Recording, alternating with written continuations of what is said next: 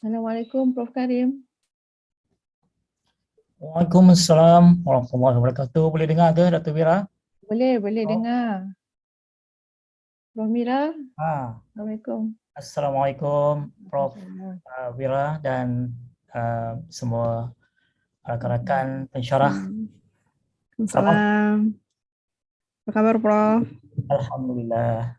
Boleh dengar saya jelas tak? Yes, very clear. Dengar. Ya, okey. Cuma mungkin webcam tak berapa jelas. Sebab hari ini saya tak berada di studio saya. I see.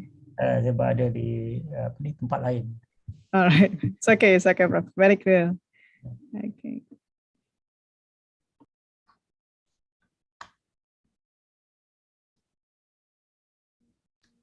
So, shall we wait until 9 a.m., Dr. Wira?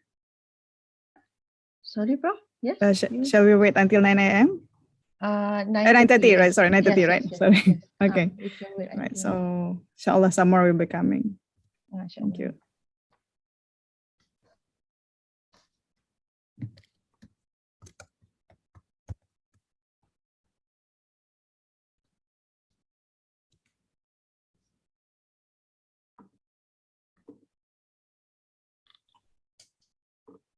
Ini suara pun serak ni sebab baru habis 2,5 hari bengkel dengan IPG.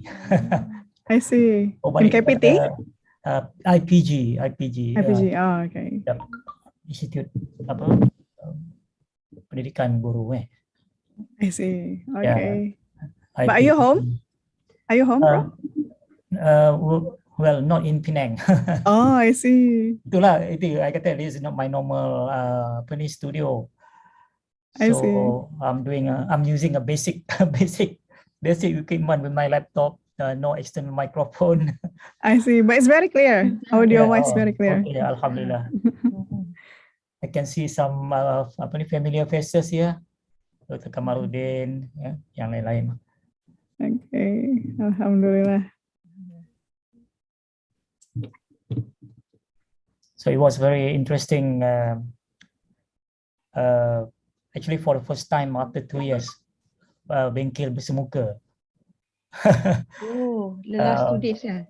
Yeah, the last 2 days, like actually 2.5 days, using digital tool to be a so-called smart reader or smarter reader, managing information overload kan. And also how to use digital platform for writing, because we want to encourage our educators to write and then acquire the skill so that we can teach our students now also to use digital platform to write as an exercise of reflection or to share knowledge. So writing is actually a powerful skill that we should develop ourselves first. Although we write publication, but that's a different kind of writing. I'm talking about writing more for public, to communicate our ideas, our thought, for public to benefit beyond our so-called peer group lah, basically. I see. So it's a non-academic writing, but more on non-academic writing. But also a lot of people a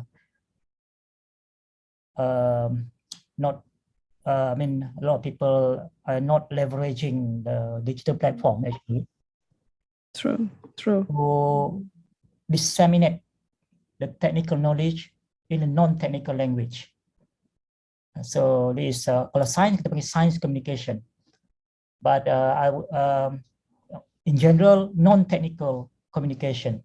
The technical thing we communicate in a non-technical way so that public would learn something about what we are doing, So this is something that I've been advocating, and I will continue to advocate. We look forward to have you for that topic soon, Prof. Oh yeah, that's something. As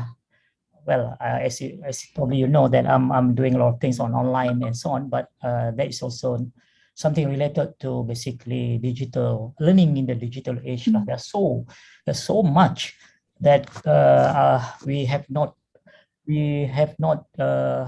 used the tools in an optimum way, I would say. True. Yes. Okay, alhamdulillah. Exciting. Very exciting. So I think we can start, yeah?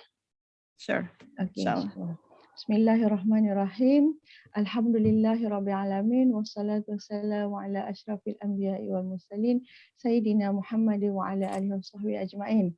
Rabbi shrah li sadri wa yassir li amri wahlul 'uqdatam min lisani yafqahu qawli. Honorable Speaker, Professor Dr. Abdul Karim Alias from USM. Honorable Guest, Professor Dr. Mira Katiwi, the Director of the Center for Professional Development, CPD. And my respected fellow colleagues, Professor, Associate Professor, Doctors, Brothers and Sisters. Assalamualaikum warahmatullahi wabarakatuh. To get more barakah, let us begin our event today with the recitation of Ummul Kitab Al-Fatihah.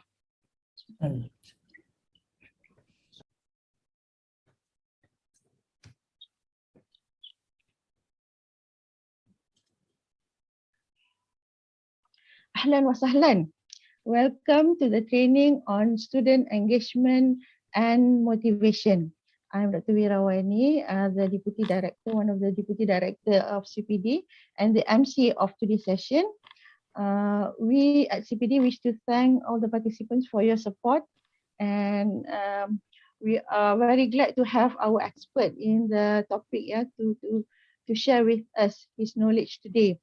Before we start the session, I wish to invite Professor Dr. Mira Katiwi, the Director of CPD, to give her welcoming remark. Tafadhali, ya Akhti.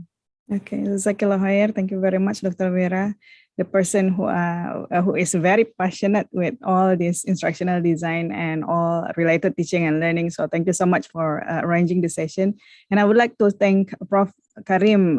He's a very famous in magnetic and basically in Malaysia. He's very famous in Malaysia, especially after all his hard work in the early pandemic, where he really advocates and encourage all the educators to keep up with the speed of learning new things, learning new tools to adapt to the e-learning. So I'm truly grateful, and we are actually part of the team as part of the research team in the KPT for e-learning. But I'm only realized that Prof. Karim has so many things has been manifested in the online world to actually assist us to adapt with this digital teaching in digital ecosystem. So alhamdulillah, thank you so much that Prof, you are here today, and we look forward for this one topic, which is very, very critical, especially in the online teaching, which is how to motivate and engage students to ensure that the teaching and learning experience are meaningful for both teachers and students. So we look forward, and again, thank you so much, Prof, for the sessions, for your time and then your dedication, your commitment to be with us today. I'm very sure it will be beneficial not only for IUM faculty members, but also for all educators anywhere in the world. So thank you so much, and thank you so much for Dr. Wira and Sister Nurul behind the scene, who is very committed to arranging the session since months ago. So alhamdulillah, jazakumullah khair, barakallahu fikum jami'an. Assalamualaikum. Waalaikumsalam warahmatullah. Thank you very much, Prof. Mira. We hope that we can learn as much as we can from our expert today, as mentioned by Prof. Mira. Moving to the next agenda, let me share the screen.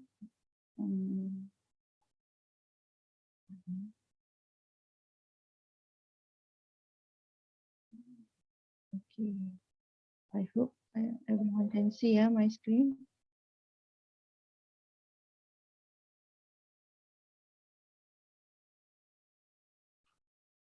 Can everyone see my screen? Inshallah. Okay. Yes. So moving to the next agenda, alhamdulillah, we are very fortunate to have Prof. Dr. Abdul Karim to share his knowledge with us today. So I wish to share some background, the speaker's background. This is the video that I found from Prof Karim website for you.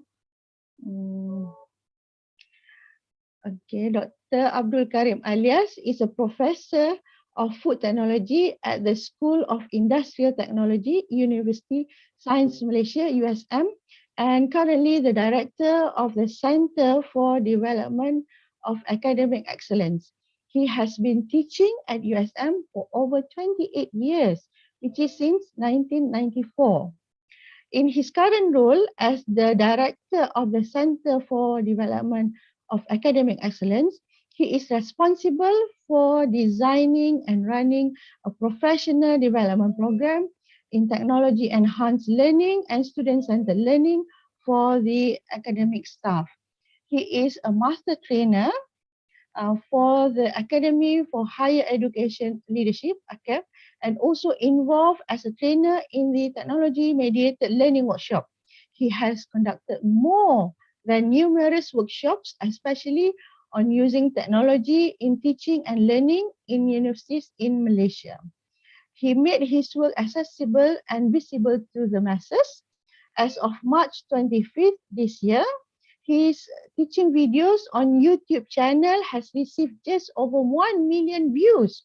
Wow, from over more than 190 countries, which has estimated an estimated watch time of 62.5 thousand hours and a total of 7.5 thousand subscribers. Okay, so some of the awards received by Prof. Dr. Abdul Karim, which includes the inaugural USM Excellent Educator Awards in 2002,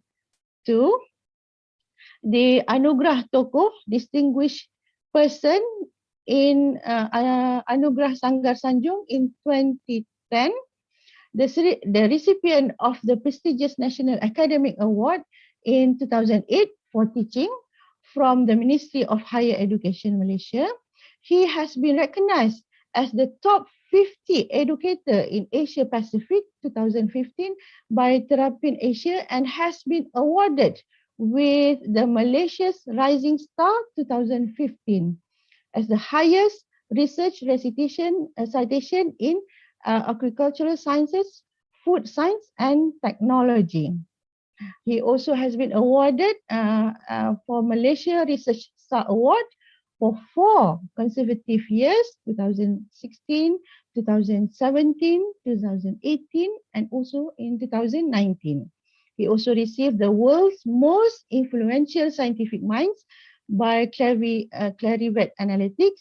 And at national level, he is a master trainer for ACAP and involved as a writer for Malaysia Education Blueprint 2015 to 2025 by Higher Education. Wow, so many. I don't think we have time to read all the biography, Prof. So for the rest of the participants, you may visit Prof. Karim's website to view the rest of the. Actually, the video is with the background music, but I'm afraid you can't hear my voice. So you can visit the website, his website, to view more on this. All right. So some of the program objectives here. At the end of this program, we hope that our participants will be able to describe the principles in motivating students to learn and explain the strategies for student engagement, inshallah. And if we want to map this research, this event with the IIUM mission statement, we have 7 mission statements in IIUM, and this is aligned with the second statement mission, which is to produce better quality intellectuals, professionals, and scholars by integrating the qualities of faith, iman, knowledge, ilm, and good character, akhlaq, to serve as agents of comprehensive and balanced progress as well as sustainable development in Malaysia and the Muslim world, inshallah. So some gentle reminders, yeah. Kindly register your attendance at I10. We will only be sharing the I10 link after half an hour, the commencement of the event, and then fill in the evaluation form, which we will email to you after the training, and kindly also enroll to iTalim platform for the materials and slides, which we will share also after the training. And if you have questions, kindly raise your hands or write them in the chat box. Inshallah, we will read it for you, or after you have raised your hand, you may unmute when the time is right and then ask a question. So welcome to the training, inshallah. I wish to invite our speaker, Prof. Karim. Tafadhal, ya Prof. The platform is yours, inshallah. Thank you. Thank you, Prof. Dr. Wira, Prof. Mira, and thank you to IIUM for having me, for inviting me to share on the topic of student engagement. I'm by no means an expert. I'm not an expert. My area is actually, I'm a professor of food technology, and even in fact food technology also. I don't want to claim myself an expert. There's so much more to learn, and there's so much more that I do not know. So we are here today to learn together. So we co-learn together because there's so much that we need to learn also about student engagement. So what I'm going to share this morning is basically what I, through my own practice. So usually I share what I do rather than share what I have not done. So, and it may work for me, but it may not work for you. So there's a lot of trial and error. Okay, so that's basically the basic premise to start the program this morning.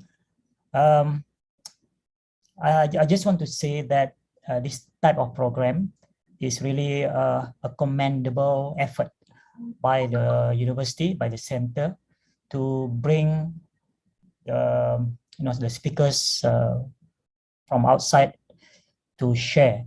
And this is what also we are doing in USM.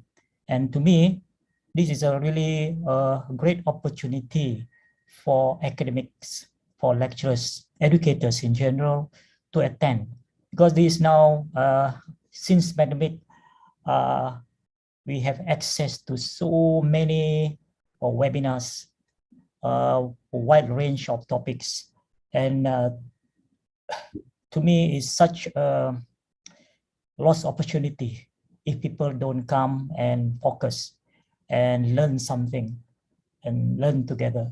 So before I move on, before I share my screen and continue, I just like to encourage everyone here because today we talk about student engagement. So what does engagement means? To me, as simple as focus on the session and then put our mind to it, open our heart and put our mind to it, and try to get distracted with other things, thinking that if you are doing multitasking, we can get a lot of things done. Recent research has shown that multitasking is not effective. So why not, if you are here, I think make the most of the time.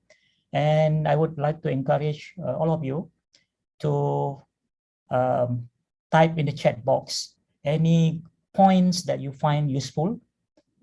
Then why not just type in the chat box so that people can also read. So we are actively engaged in the session by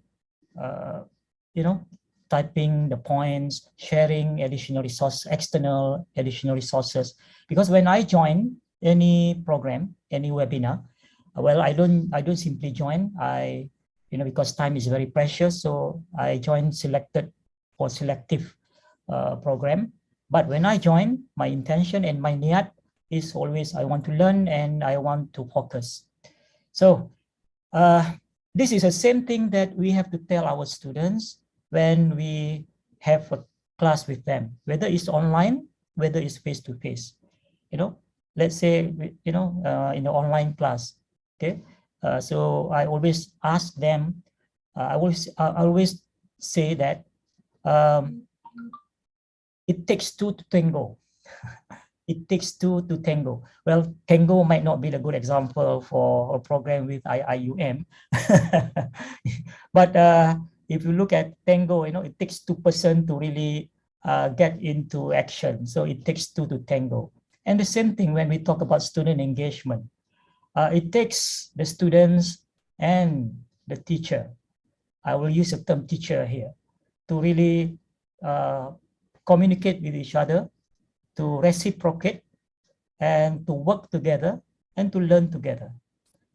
So if only the teacher shows the enthusiasm, very enthusiastic, do a lot of things, and the students do not respond or are not very responsive, or do not show that same enthusiasm or even more, then sooner or later, even the passionate, enthusiastic teacher will slowly get, tired. So it takes two to tango. So the same thing here, in any webinar or online session or even face-to-face, we always struggle about engagement. And the topic on student engagement is actually now, since the last 2 years, has been a regular topic that has been discussed. I'm sure the participants today here, when they see the title, not another one, maybe some of you, not another one. I have listened to so many webinars on student engagement, okay? So I'm not very sure what I can offer today, but let's see whether I can offer new dimensions, new ideas that you can adopt and adapt into your own class. All right. So with that being said, let me share the screen. Can I get the permission to? Okay. Yeah.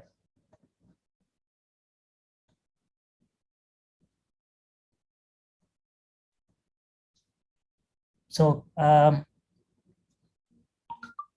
I confirm that you can see my screen, Dr. Vira? Yes, we Pramira, can see. Yes. All right. So, okay, I have actually a whole module here that I'm going to share, and I have also a set of slides, about 50 slides here, a PowerPoint here. So I'm going to share all the slides at the end of this program. So don't worry, you don't have to take the picture, So I will share the whole set of the slide, and I will share the link to this module in the chat box now. So I've shared in the module, in the chat box, the link for you to have direct access to this module. And feel free to share this module far and wide to as many people as possible. I have designed this module actually specifically to provide strategies and ideas. What kind of activities that you can use as part of your learning design to engage students, especially when we talk about engagement here, to engage them cognitively. Okay, there are at least 3 dimensions of student engagement, which I'm going to elaborate shortly. But here in this module, you will find on the left-hand side here, task 1 until task, actually there are 13 there, 13 different kind of activities, and most of them are actually designed to engage students cognitively, and especially at the high level of cognitive engagement in the Bloom taxonomy. I would say that C4 and above in the Bloom taxonomy. So feel free to go through this module and share with your colleagues. Okay, right. Now, my slide here, I put a title slightly different from but it's basically the same thing. the real meaning of active learning and student engagement. Okay, so I hope at the end of this program, next time when we hear about student engagement, what does that means? Okay, and then from there, we should be able now, when we do our course design or learning design or lesson design or lesson plan, we know now what dimension of student engagement that we have in our lesson. How many kind of cognitive engagement, and how that activity also would engage students on the other two dimensions, which is on on their behavioral engagement, as well as on their emotional engagement. In the taxonomy of learning, we have the cognitive domain, we have the affective, and we have the psychomotor, right? So when we talk about engagement, those three things also are very important. Most of the time we focus on actually cognitive engagement, but let's not forget, we wouldn't be able to engage students cognitively if they are not engaged emotionally first, and then what that would translate into also their behavior, their response. That's what we call behavioral engagement. So before I before I dive in deeper, I would like to ask you a short questions here. And this is the first test of engagement for the participants, especially in the Zoom session here. Or those who are watching on the YouTube, why not? If you can respond to the first activity and show me whether you are or you want to engage or you want to tango with me. All right. So in this module, I want to jump to this page, student engagement here. If you are looking at this on your laptop or on your screen, you can also do the same, but just look at my screen, that will do for the time being. So I have a question here. Okay, so what comes to your mind, yeah, when we talk about student engagement? So I will copy the link and I will put in the chat box, and those on YouTube can also just go to www.menti.com and use the code 81971506, or maybe someone can also paste the link in on YouTube. Yes, Prof. We will share the link. So there will be a quick way to access without typing the code, so yeah, so just give 3 words. What come to your mind? First thing that come to your mind when we talk about student engagement, what do you understand by this term?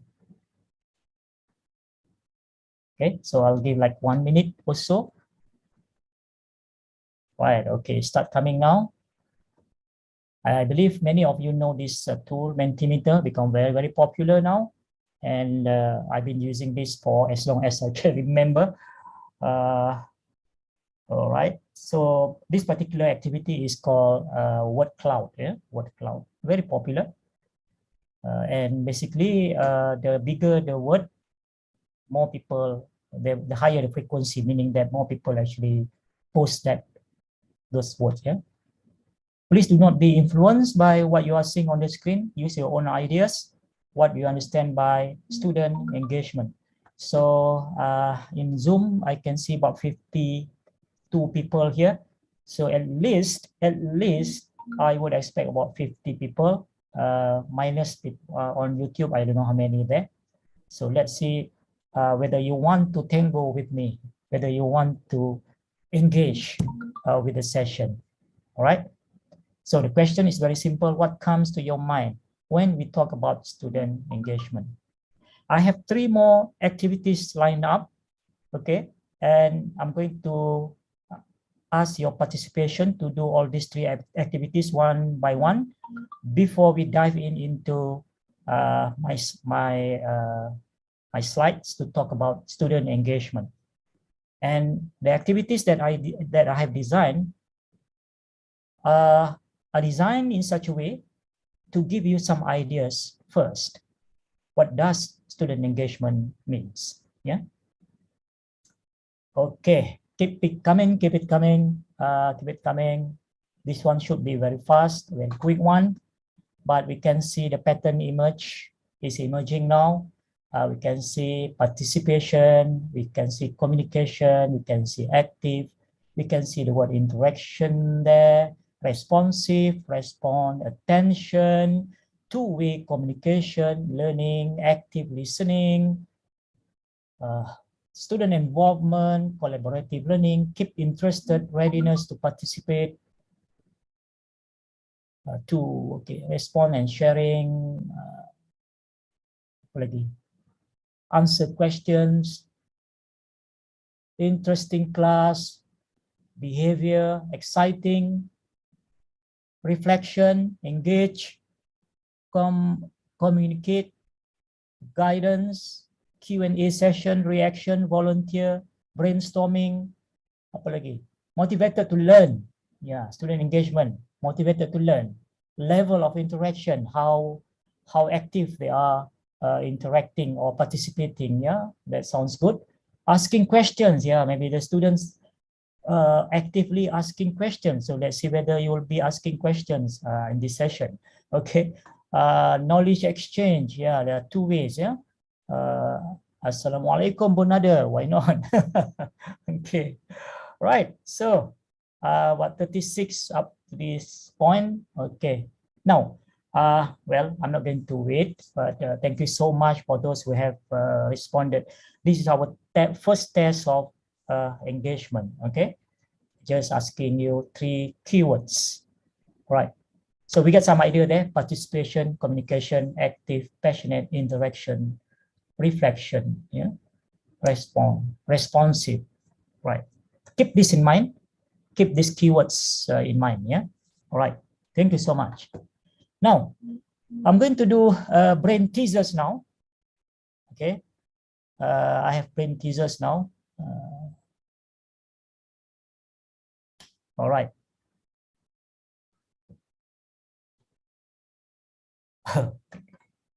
Let me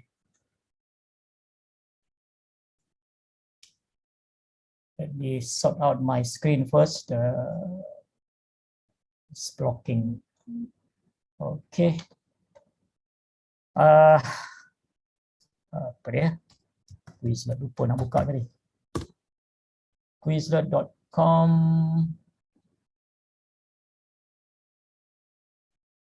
I have signed in. Log in.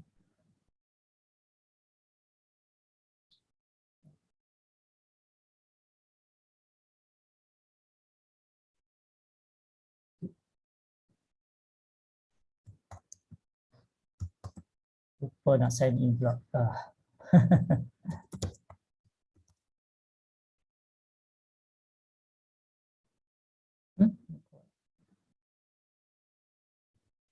Please bear with me. Okay.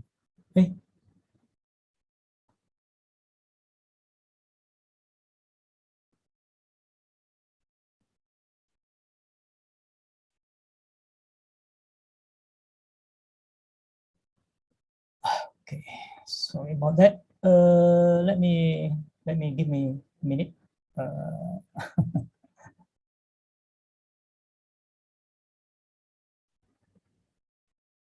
I stopped sharing the screen for a while.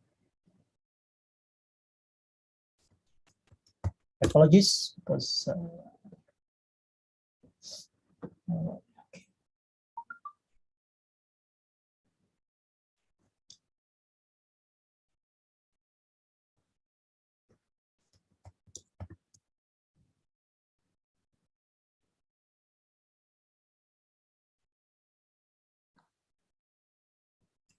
okay.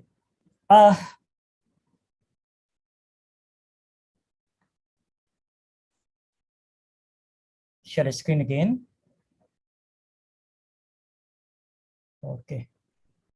Sorry about that. So, now nampak Can you see the screen Betul Wira Yes. Pramira? Okay. Yes. Sorry about that.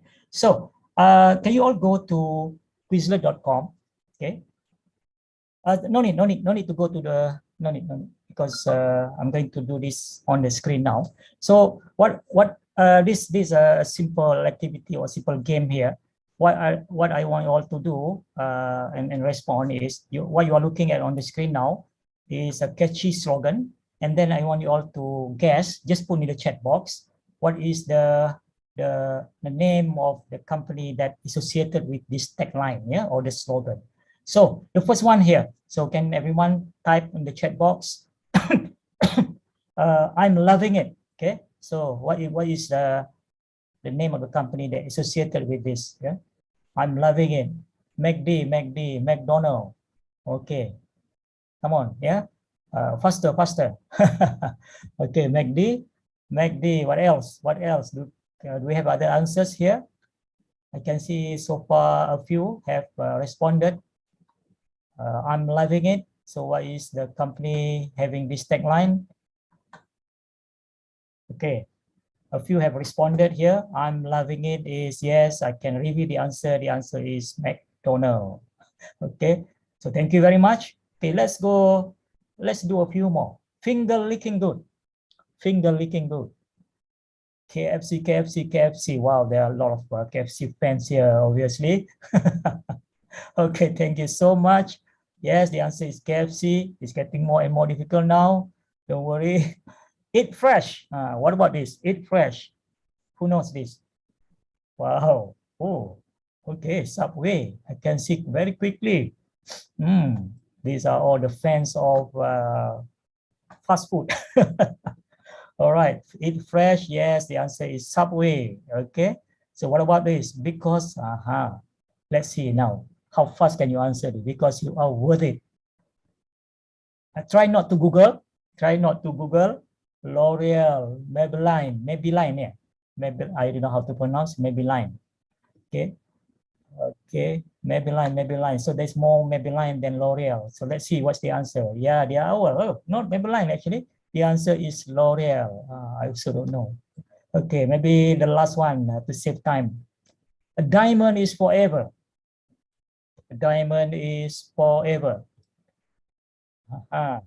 Try not to Google. Don't cheat.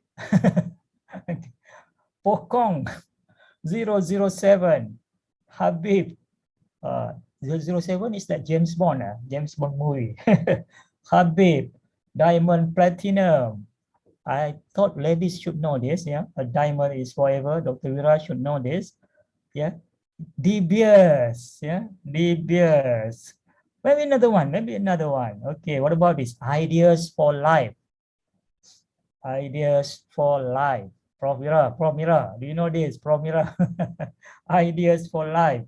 Apple. Okay. Apple. Obviously, the answer is not Apple because I'm the Apple fan. Yeah? Apple dulu, kini dan selamanya. So Apple is actually think different. Ideas for life is Panasonic. Panasonic.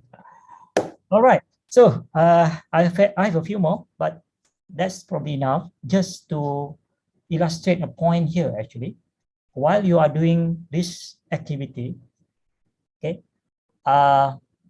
what kind of engagement is actually happening here? What kind of engagement? So I want to go back to this here. So what I want you all to do now, and once again, I will copy the link in the chat box.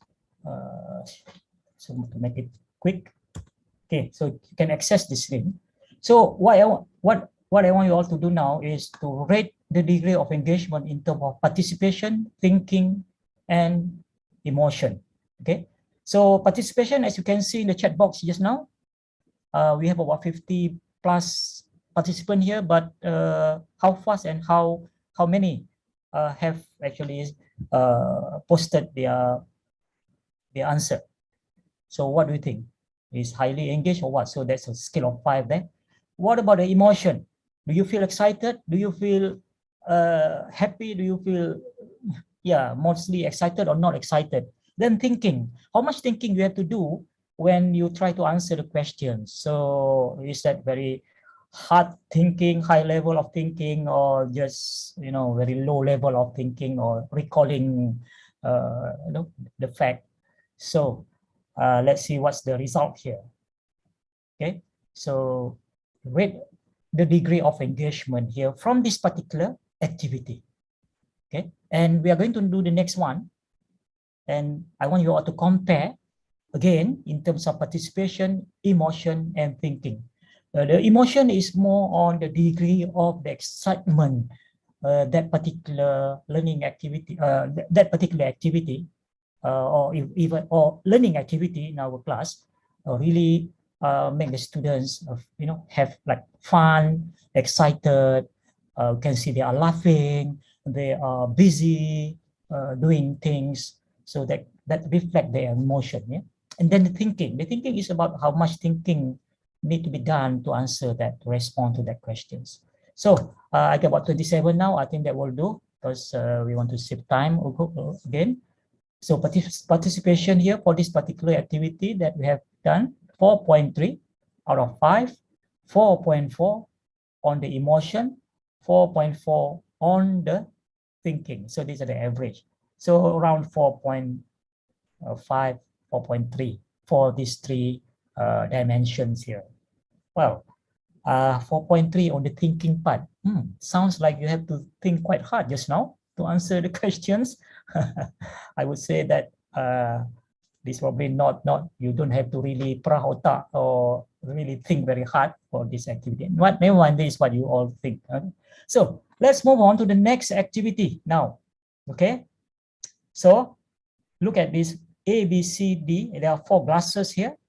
Which glass in the picture do you think has more water?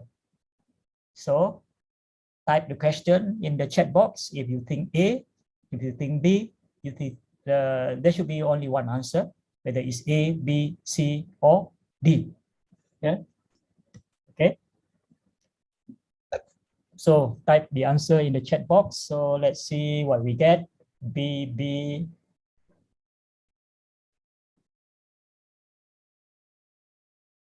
Oh. B. So far, I can see only B. Wow. Is it true? Is this the correct answer? B. Don't follow the crowd. If you think the answer is different, C or D or A, then be brave to answer. Don't follow the crowd. You know, sometimes the crowd is not always right. I have learned from my experience, sometimes the crowd can be wrong as well. So be brave, take your own path if you think you are, you are right. Okay. Paperclip is slide. Wow, Dr. Aizatul here siap bagi reason ya. Why B is the correct answer. Okay. Now, it doesn't matter what is the correct answer here. But again, I want to repeat this exercise. Now I copy the link. There's a new link. Let me copy in the chat box. Now, for this activity now, in comparison to the previous one, what do you think the degree of participation, emotion, and how much you really have to, you know, think to get the answer? Right. So let's see. Okay.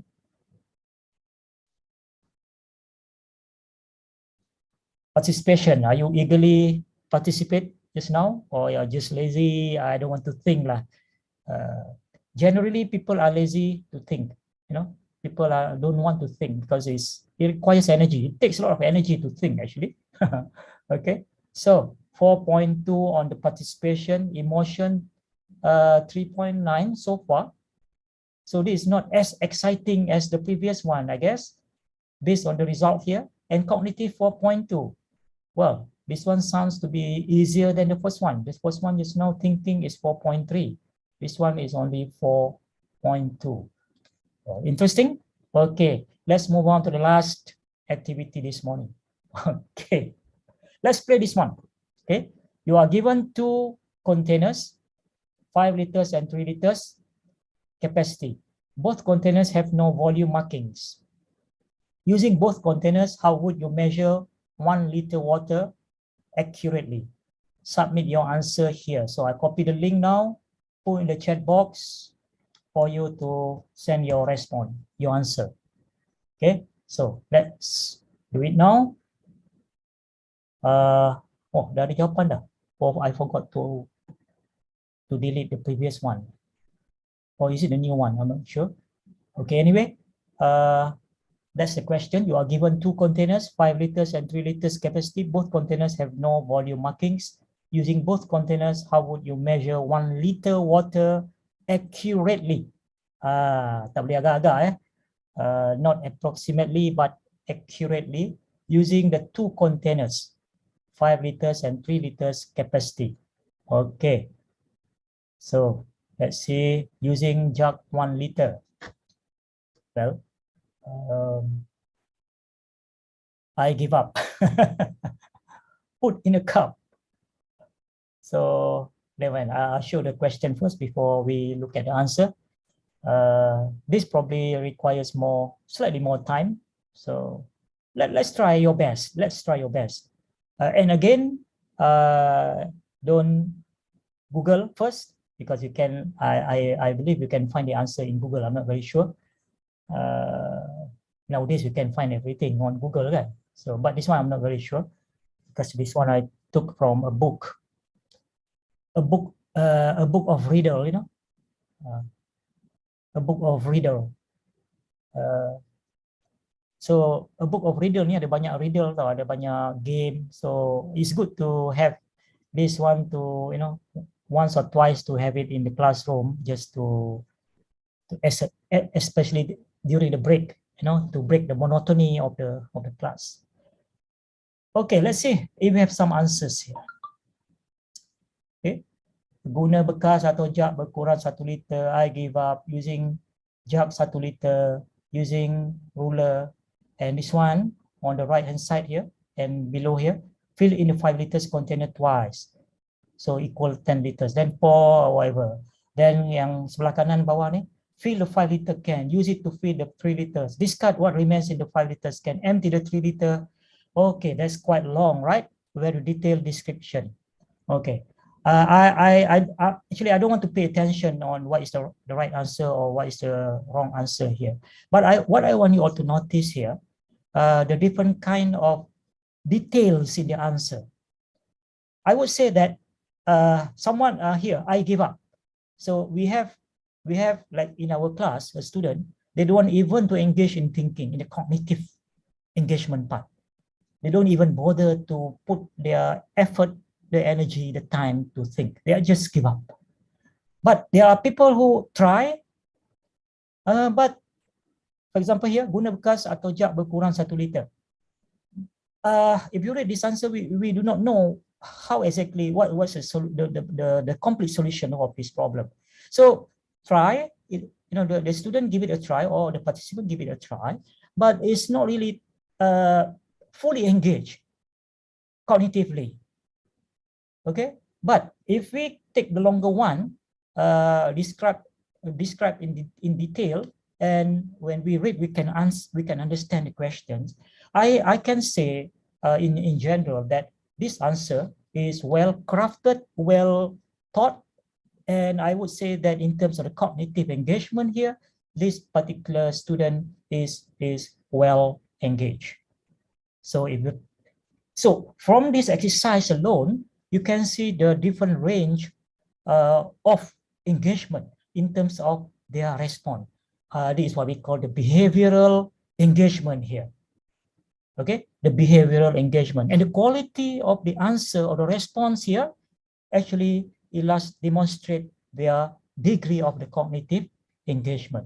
So with that, if you can now summarize, we can summarize now the degree of engagement. I copy the link now for you to respond to this. Let me put in the chat box again. So what do you think of this the third activity here in terms of participation, in terms of emotion, and in terms of thinking?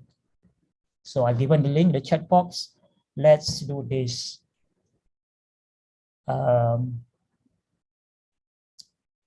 Okay, degree of engagement for this particular, in terms of thinking, what do you think compared to the previous two activities just now? Yeah, I can see so far the average is 5. Wow, that's the highest.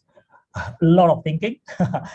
Obviously, relatively in comparison to the previous two, perhaps this one requires more critical thinking. This is more like close to like a simple problem solving kind of activity. And this is what, when we talk about cognitive engagement in the Bloom taxonomy, this is probably C4 and above. Okay, C4 and above. In terms of participation, sometimes if we have not prepared our students adequately, sufficiently, we don't scaffold, the scaffolding concept, to help them slowly until, to understand the concept. Suddenly we just ask them to solve the problem. Of course, they are not ready. So some of them, they don't have confidence to solve the problem. So we can see here the participation here is only rated at 3.7. Why? Because some of them are not ready to solve the problem because they don't understand the concept, they don't understand the theory, they don't understand how to use the formula, because the scaffolding did not take place first. This is like some teachers, some educators, they believe they have their own philosophy lah. They kata, oh, I always campak the student to the, to the pool, let them swim, rather than teaching them step by step how to swim. So my style, I just campak them, throw them into the water, and let them struggle, let them, do whatever necessary for them not to get drowned. But, well, in my opinion, I really like the concept of scaffolding. Scaffolding means just like when we want to build a permanent building, when we are constructing the building, we put the scaffold structure. Scaffold structure is temporary structure to enable the workers to work, to build the building. Once the building is completed, the scaffold will be removed because it's temporary structure as well. It's a temporary structure. So it's same thing here. So we need to scaffold the learning of our students until they are ready to be on their own. So that's when they are ready to solve the problem, they are ready to answer the question. And when that happens, they will be now engaged. They will participate because they have the confidence, they have the understanding. In fact, they are more eager now to answer or to respond because they want to show that they have understood the concept. So sometimes we don't understand why people don't participate, because they are not ready. And we are not doing something to get them ready. We are rushing into things because we want to cover the syllabus. That's, to me, a big mistake. The mindset of when we approach our teaching, always in our mind, 14 weeks, time is very short. So we just want to get the syllabus covered. But why not we flip that concept? We flip 360 degree, rather than covering the syllabus, let us design the lesson plan, the learning activities, so that the student would uncover the content with our guidance. So rather than we cover the content, why not let the students uncover the content through doing activities that we have designed for them? I think that's a very beautiful and very powerful concept. Okay. All right. So thank you so much. I really appreciate your participation. We are not done yet, because the 3 activities just now is just to illustrate. The first activity just now supposed to be very simple. It's quite fun, but it should not require a lot of thinking here. And probably more people will participate because it's an easy task. To reflect in our lesson design, I think we need to start and prepare the student by getting them to do an easy task first. Okay, get them comfortable. get them into the mood, into the ready mood, the readiness. Then we can have more difficult tasks and more difficult tasks that requires now more and more cognitive engagement now. So that's a scaffold. So, well, I myself realized this in the early days. We are too eager and too enthusiastic. And sometimes we feel we know so much. Sometimes it's kind of, we want to show off as well. Okay. You don't know this? I thought you have learned this in the STPM or in the matriculation. Then you start to get upset because, but of course, over time, the wisdom and the experience, then the empathy, we get more, we learn to have more empathy to the students now. Then we realize, I think they need more guidance. So we need to prepare them, the path for them to go to the highest level in the cognitive domain of Bloom taxonomy. And sometimes you are too focused, too bogged down with getting them to do the problem solving, problem-based learning and whatnot, getting them to engage cognitively. But we forget about the emotional engagement part, and also we forget to observe their response. So in terms of the behavior. So this next, I'm going to share my slides now, and I'm going to explain what we have done here in terms of the concept of student engagement and how it relates to the active learning. Yeah. At this point, do you have any questions at this stage? You can unmute the microphone, or you can also post in the chat box. Kalau dalam chat box tu, kalau if I can get Dr. Wira or Prof Mira to help me to highlight the questions, ada tak? From YouTube ke? Yeah, I think there's a questions in the chat, yeah, Dr. Wira. In YouTube the question. Yeah, so maybe I can highlight the one in the chat first. I can see one. Yeah. How do you scaffold the student in PBL context? Yeah, okay. Azril. Prof, how do you scaffold the student in PBL context, in problem-based learning context? I think it's very good questions. So the scaffolding itself depends on the nature of the activity that we want to give. The more complex the activity, like PBL, and PBL also, they have different level of PBL as well. So PBL is one example. There are case study kind of activity, scenario-based learning, especially scenario-based learning. If you use jigsaw, for example, how many of you have used jigsaw method?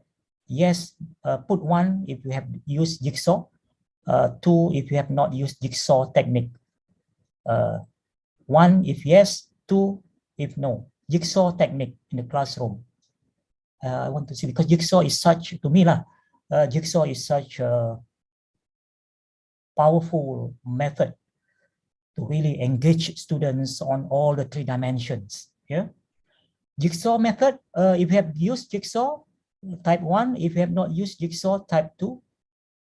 So more, so far 2. No lah. 2 is no. Yes is 1. 1 is yes. Yes is 1. 2 is no. So can I see there are only few here who have responded. Jigsaw method. How many of you have used? Yes, put number 1. No, put number 2. Okay, mostly number 2 here. What about others?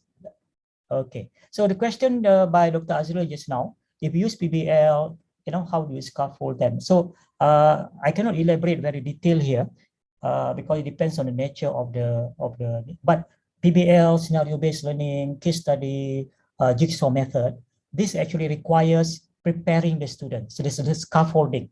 Okay, so there are many different ways how you can scaffold them. I think that's a subject that we need to dive in further, and you can find a lot of good example if you look into it. For example, in the jigsaw technique, even in problem-based learning, when you define the problem, the background of the problem is very important. So the scaffolding maybe in the form of getting the students to do some prior reading first, okay, to get them to be familiar. Because if they're not ready with the background reading, they will not be able to to perform or to accomplish the, the activity satisfactorily. Yeah, in jigsaw, for example, if you give a big topic, then you break up into smaller topic. So you need to get the students to be prepared, because in jigsaw they have the expert group, they are the home group. The expert group are the real expert. They have to become the real expert. So they have to be prepared, well prepared, before they go into their home group and act like an expert to explain about the subtopic. Yeah. So I can see many of you are not aware about jigsaw technique. Maybe explore, just Google, or maybe I can recommend also in this module. By the way, task number 5 here. Yeah, this jigsaw, jigsaw, yeah, jigsaw technique, and I have 1, 2 hours, 3 hours webinar together with my colleague, Dr. T here, talking about jigsaw. Okay, all right. So, I can, yeah, okay. Let me move on first, then I will come back for other questions. Yeah, thank you so much. Okay, let me share my screen, my PowerPoint now.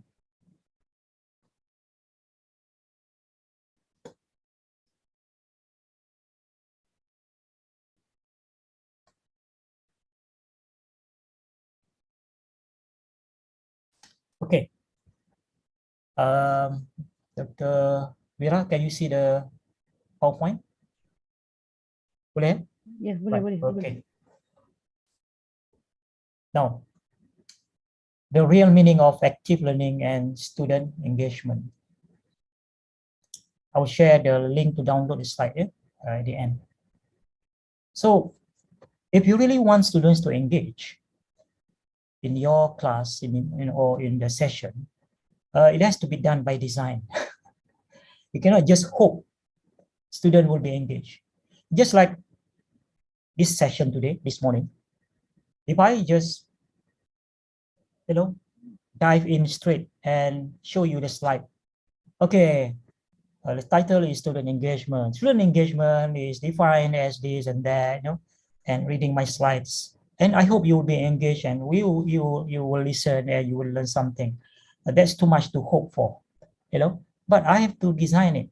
So first, I want to engage you first by doing, get you to do, get you to think, get you to participate. So those 3 activities just now is designed one by one, actually to illustrate, from a simple to the more complex activity, and from that requires very little thinking to one that requires more thinking. So it has to be by design. So my dear colleagues, for every lesson that we want to conduct, we have to put a lot of investment in time and energy. It's not easy to be great teachers. You have to sacrifice your time, your energy, because every single lesson has to be designed well. So I want to talk about active learning, but I think we should move on to the next level now, from active learning to what I call agile learning, especially in this age of digital age, in this post-pandemic era and so on, where we have all the tools that we need. We have we have now a combination of online. Everyone now seems to be expert in online learning. And now we have face-to-face, and then probably now we will go back to hybrid or blended learning. So now maybe we need to look at how we can design something that is very agile. When agile means, in the VUCA world, in the world of volatile world, uncertain, a lot of uncertainty, a lot of complexity. So we need to be agile. And the lesson plan also need to be agile, because when we face with uncertain situation, like what happened in 2 years ago, we can simply adapt to the new environment. Okay, we don't get panic. All right, and there are, for your information, from my own study, for my own reading. Remember, I'm not an expert. I'm just like many of you. I just learn through my own reading and then practice. There are a few models of student engagement, but I want to, in the context of online especially, and I realized the same model can be also used in the face-to-face. Yeah? I want to share with you one model for student engagement. I think with this one model, it can work in all situations. Just focus on this model and that will take you a long way. A model for future-proof learning. Yeah, come what may in the future, we can adopt and adapt. Yeah, make it very flexible. We as teachers are flexible. The learning design is flexible. Our students are also flexible. So come what may in the future is going to be future-proof, future-ready. Okay, all right. Now, I believe all of us here, all of us who make time to really attend this. We have about 60 plus in WebEx, in Zoom, and plus a few more on YouTube. I believe your time is very precious. Every moment, every minute. So you are here to learn because you want to make your course more interesting now. How can I make my course more interesting, and more engaging? Basically, that's what we want to learn today. How do we make the course fun? That we are talking about emotional engagement here. More interesting is also about emotional engagement, the excitement, interesting, fun. And yet, in the end, the bottom line of everything we do, regardless whatever we do and whatever students do, the bottom line is students learn. Okay? There's no point if students having fun, we have gamification, we have games, we have this, we have that, and yet at the end, students don't learn much. Then there's no point, right? So the essence of active learning, when we say active, what comes to our mind? I would love to engage you in another activity and get you to think about what is active learning, but to cut short the time, this is what from my perspective, of course. There's no right or wrong here. So to me, on the behavioral engagement part, is get students to do something, because the principle or the concept is very simple. Learning is something that the students do, not the teachers do for them. So learning is something that they do. So get them to do, get them to get busy, get them to move around. The psychomotor part, the psychomotor part, get them to do something physical, for example, or something as simple as typing the answer to post the answer. That is also do something. So in order for them to do something, it doesn't mean only the physical part. They have to maybe think. So they are doing something here, but thinking, the cognitive engagement part. Get students to think, get them to work, get them busy, get them excited. That's an emotional engagement. And of course, I hope none of the participants here fall asleep listening to me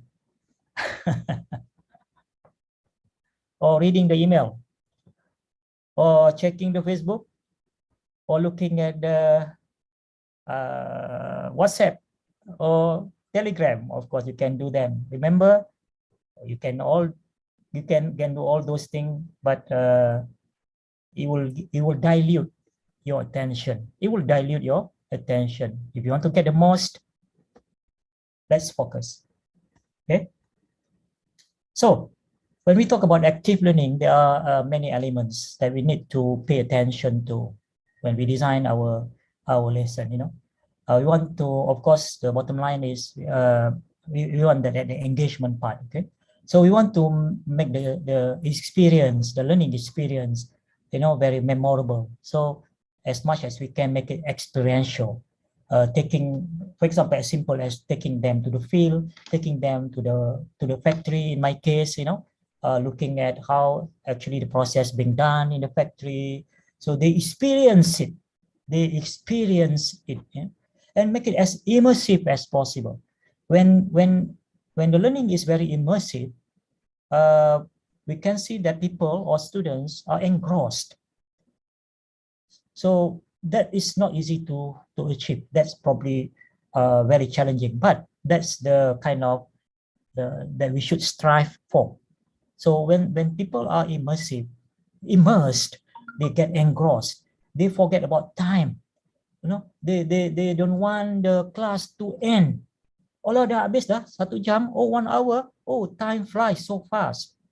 Yesterday at the end of 2.5 day program, I'm so happy when the participants say, Allah, can we continue? We want to continue after 2.5 days, and we want to continue the session. Alhamdulillah, meaning that they want to do more. They are so engrossed, they are so immersed, they are so excited. That's every one of us should strive for. But if the student keep looking at their watch, and lama lagi 40 minutes, and this 10:38, and Prof Karim is still not even halfway. Bila dah habis ni kan. So if you have that kind of thinking now, so I feel, I'm not actually, I feel to get you into be immersed in this, although I'm putting my best effort here, but then I feel to get you to feel immersed, and you are still distracted with a lot of things. Cognitively challenged. This is very difficult, and this is where my module just now I designed so that to help you if you don't have ideas, what kind of cognitive engagement I can do, especially the higher order thinking level. So those are some of example. And maybe at this point I can promote also my book. I will show later on. If you want to get hold of my book, 25 Ways to Make Students Think, you can buy the book. I hope Prof Mira don't mind me plug in the book here. Authentic learning experience. This word, thinker, totter, play, have fun. This word is not mine. These words are not mine. This word are actually from Professor Curtis Bonk. Probably some of you know him. Professor Curtis Bonk is very famous in online e-learning, ODL. Yeah, dia kata get your students, especially at primary punya level, thinker, totter, play, have fun. Okay, self-regulated. Ultimately, kita nak we want our students to be self-directed, self-regulated. This will be the future-proof kind of students. Self-regulated and self-directed. I'm very happy to see now more and more people talk about self-directed learners, self-directed learning, self-regulated learners. The first time I came across this was, I don't know, about 10 years ago. Yeah. Then I start to learn. I start to read more about self-directed and so on. And now, the pandemic actually has brought so many hikmah. People start to talk about online stuff. People talk about student engagement. People start to talk about assessment, online assessment. People talk about self-directed learners, self-regulated learners, self-regulated learning, self-collaborative learning, cooperative learning. Wow, really great to see. This is a very positive trend. Right, so those are some of the things that we need to keep in mind. So the basic premise, ladies and gentlemen, my dear colleagues, people learn best when they are actively engaged. But again, we need to qualify that statement, actively engaged. I've mentioned this, and we're going to come to that, but by now, when I say actively engaged, please chat in the chat box, what What have you captured so far when I say students are actively engaged? The 3 dimensions just now. I have mentioned a few times. So let's see whether you are alert. Can you share when we say students are actively engaged? What does it mean? What does it mean? Can you type in the chat box?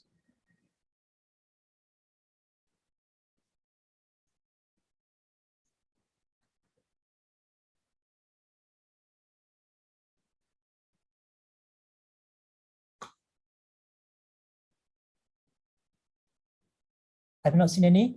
The question is, when we say that people learn best when they actively engage, what does actively engage means?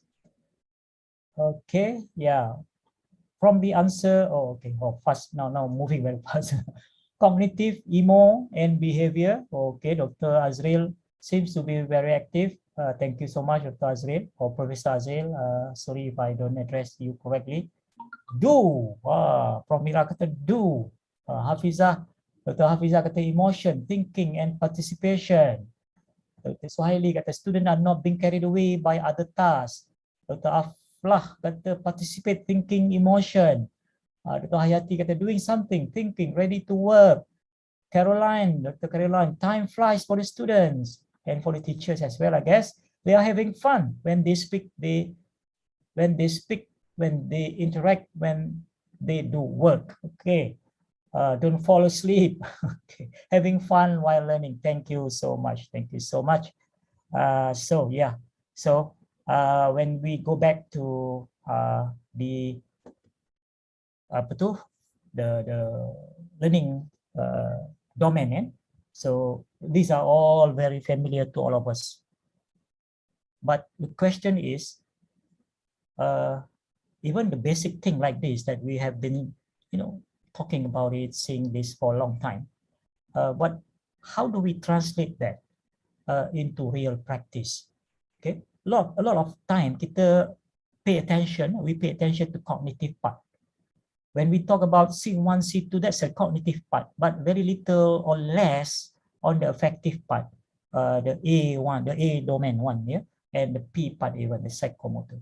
So the question is, I think what we need to, aim or strive for, ask these questions. How do we integrate cognitive, affective, and psychomotor domains seamlessly? Seamlessly, that's a key word in our lesson plan. So when we say seamless, we don't really feel, or the students don't really feel that, this one I need to think. This one I feel excited. This one I need to do something. It's like that one activity will take all these 3 things together, without realizing it. Yeah. So how do we integrate cognitive, affective, and psychomotor domains seamlessly in our lesson plan? This is a question, the recurring question that we need to always think, again and again and again at the point when we do the lesson plan. When we design the learning activities, when we look at, okay, these activities now, at what level of cognitive it addresses. What about now? Would this activity now really get students into the mood, getting them to really do it with fun, having fun. They are excited in doing this, whether it's individual activity or it's a group activity. They feel so excited. You can see from their face expression. You can see from their interaction. You can see from, they are laughing. They are having fun. They don't want to stop. Lama, 5 more minutes, 5 more minutes. Something like that. So everything come together. Right? So, this is very important slide. So, if you have been distracted just now, I do not know, please, this one slide only. I want you all to focus, okay? So this is what we call continuum of engagement, okay? So continuum of engagement. So what does it mean? So let's focus now. So it turned out that engagement is not black and white. Well, if black and white is easy again, it's black or white, or 0 or 1, okay? But it's not, it's a continuum. So when you look at this diagram, we have two ends here. One is the other end, the right-hand side here. These are where we get students are fully or highly engaged. This is the dream of everyone, every teachers or educators, you know. They want everyone to be engaged, fully engaged. On the extreme side, on the left-hand side, is where the students are totally disengaged. Yeah. So in the middle here is somewhere in between, you know, a certain degree of engaged and disengaged, connected, disconnected. So this is what we call comfort zone. The comfort zone is the zone where take it easy, okay? Take it easy. So which zone do you think would you aim for? So if you say the highly engaged zone, please say 1. If you think if you think you are now, well, I changed the question. Which zone do you think your class is now? I mean the previous class, or from your so far your experience so far. Do you think your student is highly engaged? If yes, please say 1. If you think your student is partly engaged, partly disengaged, or they are mostly in the comfort zone, take it easy kind of attitude, please type 2 in the chat box. And even if you think your student is always disengaged, please type 3. So let's see. Okay. Well, surprisingly, there are a lot 2 also. 2 meaning that the students are, you know, some are fully engaged, some are not really fully engaged, some are in the comfort zone. Well, I can understand why 2, because it's hard to determine or to say that all your 100 students or 50 students or 200 students are fully engaged, right? So you suspect that some of them are in the comfort zone. Okay, that's fine. That's a sincere and honest. Depends on the topic, yeah. Depends on the topic. 1.5. Oh, ada 1.5 juga. Okay, thank you. All right. Okay, thank you. So let's look at on the left-hand side first, yeah. So we need to be, you know, in the classroom management punya ni, in the classroom management, we need to always observe and be alert of the behavior of the students, so that we can determine whether, you know, they are engaged or they start to disengage, they start to disconnect, and they start to finally totally disengage. So initially we can see the initial sign of when students start to disengage. So this is what we call the withdrawing. Yeah, withdrawing. They are being distracted now. They cannot focus, and physically separating from the group. If we are doing a group work, we can see 5 students in a group. We can see this one student is not really participating. They are not really contributing in the discussion. They are just listening. Even they are not. They are even not even listening. You know, intently. They are just kind of physically there, but mentally not there. Okay, they are start to withdrawing, physically separating from the group. Now become worse, avoiding. You know, avoiding, looking for ways to avoid work. They will start giving excuses. And off-task behavior, meaning that, you know, the group is supposed to do something, but the member of the group is doing something else. Or if you are given the task to student individually, you can see that the students are really not doing the thing that you ask them to do, but they are doing something else. So off-task behavior, they are avoiding, you know.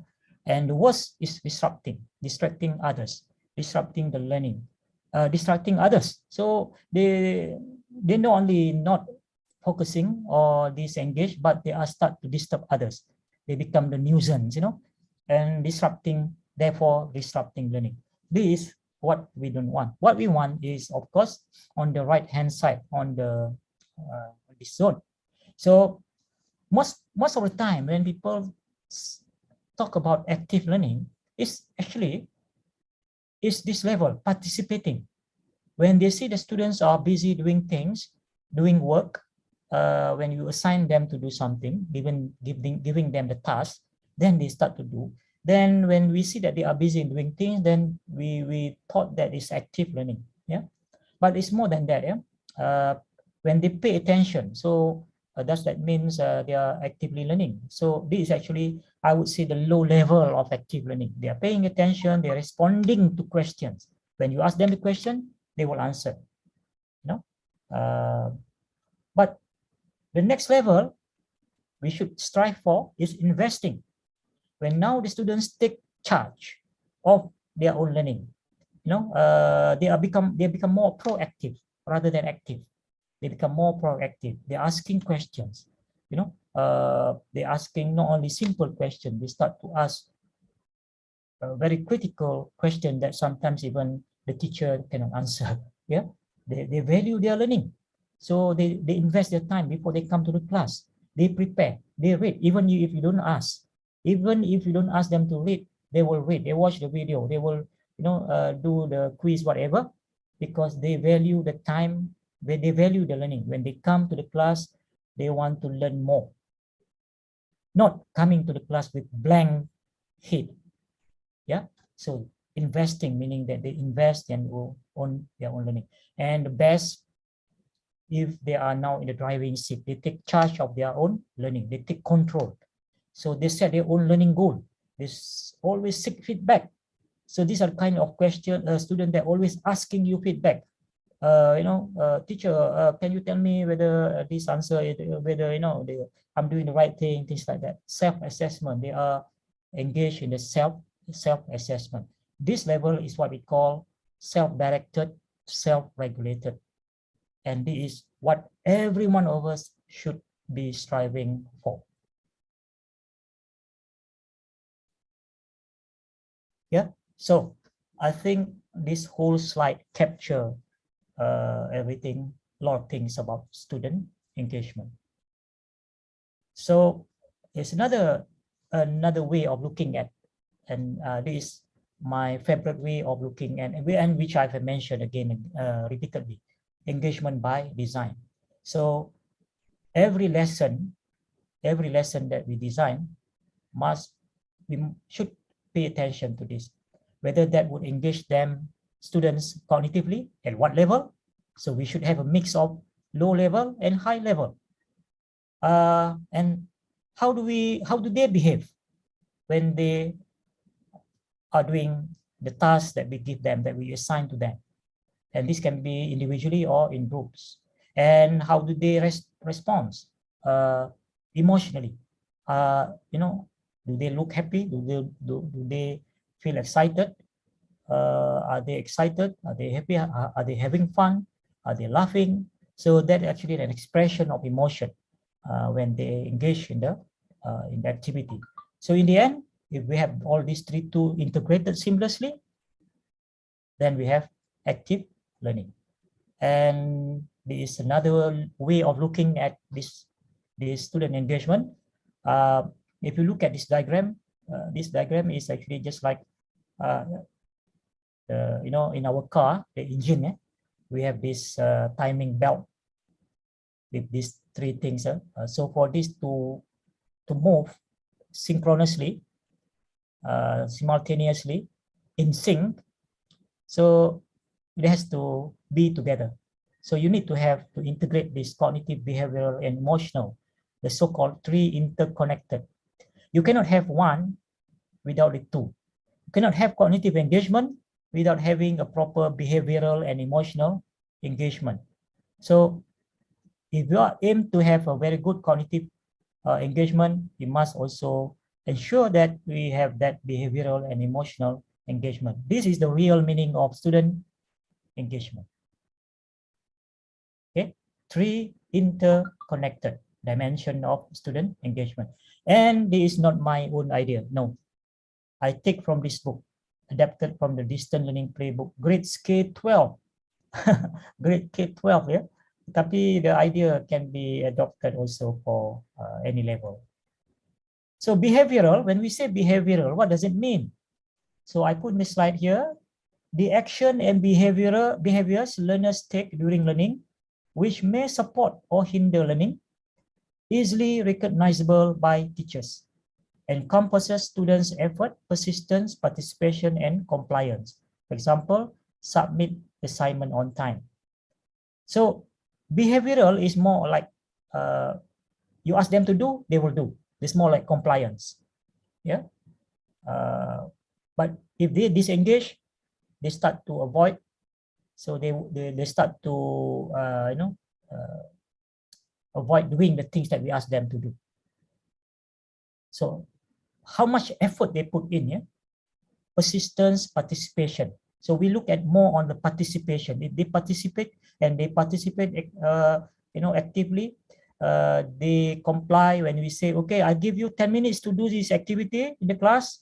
So now 10 minutes start from now, and they will comply and they will get things done in 10 minutes. So that's what we call behavioral engagement.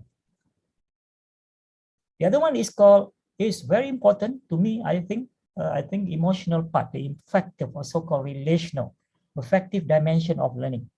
This is actually on the affective dimension. Just now is more on the psychomotor part, more on the behavior, physical action. So on emotional, students' emotional responses to learning, how do they respond? So we need to see their face expression, students' feelings of interest, happiness, anxiety. Sometimes they have anxiety because they are not ready. We don't do the scaffolding sufficiently, so they feel anxiety to participate. So that's why every time in the class, if the sitting is not fixed, they always sit at the back because they don't want to be called to do the activity or to answer the question.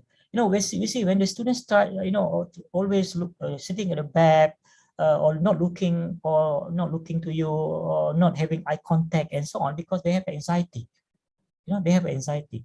If the student don't have anxiety, I remember when I was in Form 4, Form 5, in the school I was a top student in chemistry, so they call me chemistry wizard. So I always want to show off. When the teacher asks question, I will be the first to raise my hand. Kan?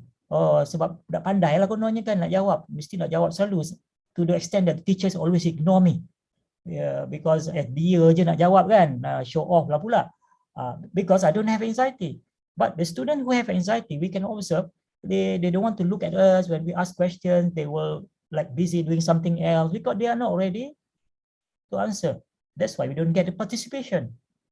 They are not engaged physically, emotionally, and cognitively as well. So anxiety, anger. How do we get anger? Can someone give the example when the student feel the anger? Dia marah. Dia tak mau participate. Dia marah. Kenapa dia marah? Can you all give one or two example in the chat box?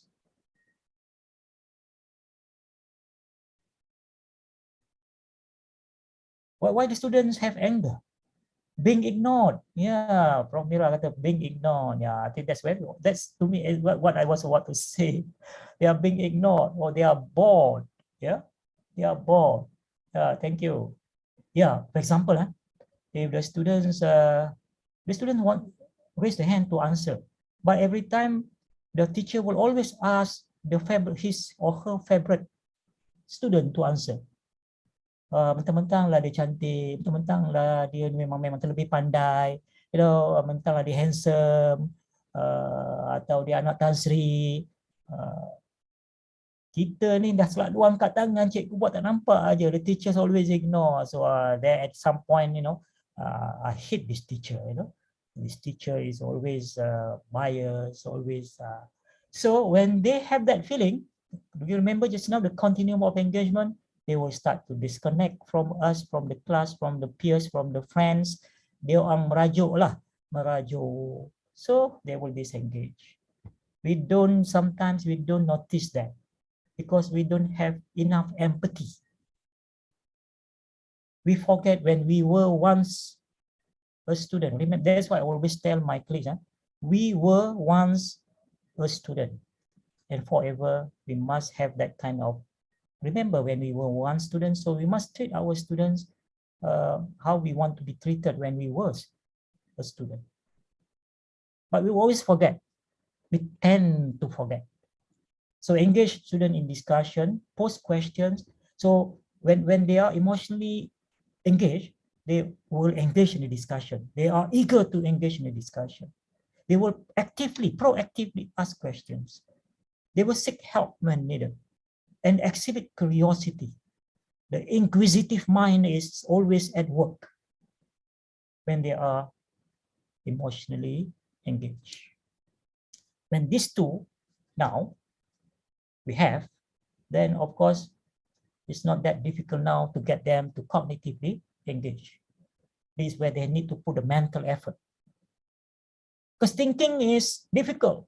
Thinking, people are lazy to think because, sakit kepala nak think. So they need to invest their time and energy to think. So we must prepare them to get into the mode of thinking. So when they are mentally or cognitively engaged, they will proactively plan and monitor their own progress. This become the self-directed, setting goals, solving problem, and they seek challenge beyond what you have given them. Okay, so at this point, I just want to ask the organizer, Prof. Mira or Dr. Wira, kita punya time ni macam mana ya? I'm not very sure how long do we have. We have until 12:30, Prof. So it's up to you if you want to have a short break. All right. Okay. So I think. Okay. Now. Okay. Good. So in that case, maybe we can have a 5 minutes break.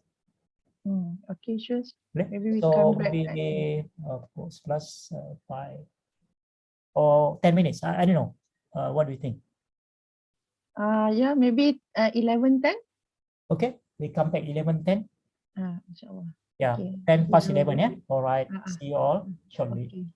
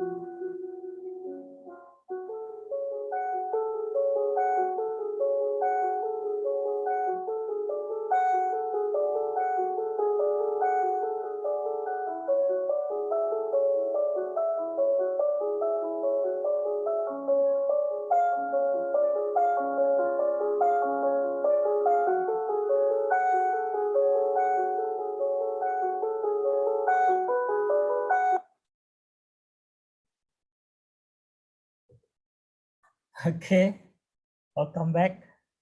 So, yeah, Dr. Wira ada say something, tak dengar? No, somebody wrote, Dr. Aizatul wrote that she wants the link to your book flip. Okay, sure. I Because, can dia share in the chat box. nampak menarik katanya. Yeah, that's actually some of the things that our the participants yesterday in the 2.5 day program with IPG lecturers and teachers from north southern area Johor, and teachers from Sarawak also there. So those one of the output that they have learned how to create a photo book using a free tool. Interesting? Yeah, interesting. Yeah, interesting. So Okay. much more we can use. So welcome back, everyone. So I hope people still stay around, stay on to for me to let me continue now. At this point, okay, let me just continue with a few more slides, then I'll come back. I hope I can address some of the questions, if not all. Yeah? So when we talk about the real meaning of student engagement, to me, if you ask me, these are the things. If you have these three elements in your course or lesson design, lesson plan, then you can't go wrong. You can't go wrong. Yeah. So I want to expand this a little bit more. Yeah. Looking at the three interconnected dimension of student engagement, because this is such a very important thing that we need to understand. Yeah. And we talk about behavioral engagement, the three dimension. Always, I hope the takeaway from this program, when we talk about student engagement and the real meaning of student engagement, now you will remember that there are three elements there: the behavioral engagement, which is focused more on how participative they are in our session, in our class, in the activity that we have designed for them, whether it's on the individual basis or in a group. How do students pattern of behavior? So we need to be very observant. Look at how they respond, the responsiveness, whether they are always ever willing jump to the opportunity when we get them to do something, rather than, okay, I'll give you 10 minutes to do this activity, and they are just kind of take their own sweet time to move, to get the things, so lazy kind of behavior. So that's not really engaged behaviorally. They are not showing the enthusiasm, the eagerness to do, to perform. So, okay. So participation in the classroom affect their motivation. So this is where the motivation comes in. Yeah, the motivation is related, the behavior is related to the motivation. And in the adult learning principle, Knoll's adult learning principles, or one of the principles is what? Adult will learn if they are motivated to learn, if they have good reason to learn, if they see a reason that what they have learned here can be applied in the real situation. So those are some of the adult learning principles. Eric Jensen, the very famous educational psychologist, he said that there's no such thing as unmotivated students. There's no such thing as unmotivated students, but there are students in the unmotivated state. So motivation is a state, 0 or 1. Okay, so unmotivated state 0, motivated state is 1. So how to get them into motivated state? This is where we need to design our lesson plan in such a way that they would want to participate. Okay, then again, I reiterate this point on emotional. When we look at the emotional engagement, we are looking at their face expression. We are looking at how they translate that into emotion, feeling very excited. They are smiling. They are laughing. So that's the normal, easy way to see whether they are emotionally engaged, or whether they are showing the long face, or they are showing that like nyampah hala things, So that is in the kind of the negative response that we do not want. Then, yeah, sometimes we get that. Then, so how do students' way of relating to their teachers and peers affect their motivation, performance, and understanding of academic content? Always happen that very often that when the students in a group, they feel that they don't belong to that group. They don't fit into that group, because in that group yang lain-lain tu macam gang up, dia ni not part, not really playing their roles, or they are kind of meminggirkan, they kind of the four student in group. This one student, they always feel like they are isolated. They are not being given opportunity to participate in the discussion. When this one student open their mouth, the other like ignore. So in the end, their response to the peers become less and less. So they are become less and less motivated. It always happen. It always happen. I remember when I was in the matriculation. I remember when I in the lab group, doing experiment. In our group is one of the top student during the SPM, the whole Malaysia. Very smart student, highly smart. So we are about halfway doing the experiment. This person already almost complete the experiment, and so we feel like demotivated, because we feel that we are very slow, and the other students are very fast. So these are the small things that sometimes we don't notice. Yeah? Cognitive, of course, if the behavioral and emotion are taken care of, I think the cognitive part will be probably easier, especially if we have done a proper scaffolding, scaffold them, prepare them step by step from the easier to the more difficult tasks. So there's a quality of student psychological engagement in academic tasks, including their interest, ownership, and strategies for learning. How students' emotional and cognitive investment in the learning process affect their performance and understanding of academic content. So to take them from the lots lower order thinking to the highest order thinking, it takes, we have to take them slowly to get them ready, to give them the confidence, to give them enough kind of foundation, strong foundation, before they, and use that as a stepping stone for them to jump to higher level. I hope that makes sense. And this actually I take from this. You probably want to read more from this Davis et al. Here, an interpersonal approach to classroom management, strategies for improving student engagement. So to summarize, to put things together, when we talk about student engagement, the metaphor that I always like to use, if you go fishing, you know, if the fish get hooked, then when you pull up, the fish will still be there. If the fish only partially hooked, and especially if the fish struggle hard, it can escape. So when you pull up your you don't, the fish basically escape. So in order to get a very good student engagement here, to the extent that they get hooked, so you can think of good student engagement is the students get hooked. So you have created actually a so-called immersive learning environment where they are so engrossed, they get hooked.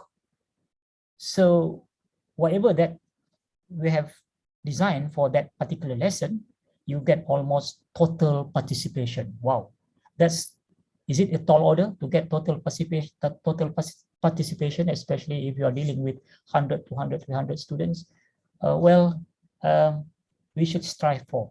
Of course, it's not impossible, but at least if we can do our best to get students to hook and engage and pay attention to our class, so that they can really learn and having fun at the same time. So this behavioral engagement, affective engagement, cognitive engagement, these are the three dimensions of what I like to call the real meaning of student engagement. Okay. Of course, this is from my perspective. If you read, there are many books on student engagement. We have attended other sessions on student engagement. Maybe the interpretation is different from different perspective. But I would think that it's not different very much. Maybe there are some slight variation. But the bottom line is, if we want to get students to really engage cognitively, develop their critical thinking, problem solving, which require a lot of cognitive effort, mental investment, then we have to also ensure that we have done a proper scaffolding, and then we can observe whether they are behaviorally engaged, whether they are connected or disconnected, whether they are engaged or disengaged. Sometimes as simple as why we fail to get students to engage, because we fail to do some simple things, as simple as getting to know our students, as simple as memorizing the name of our students, as simple as calling them by their name, by their first name, as if we have known them for a long time.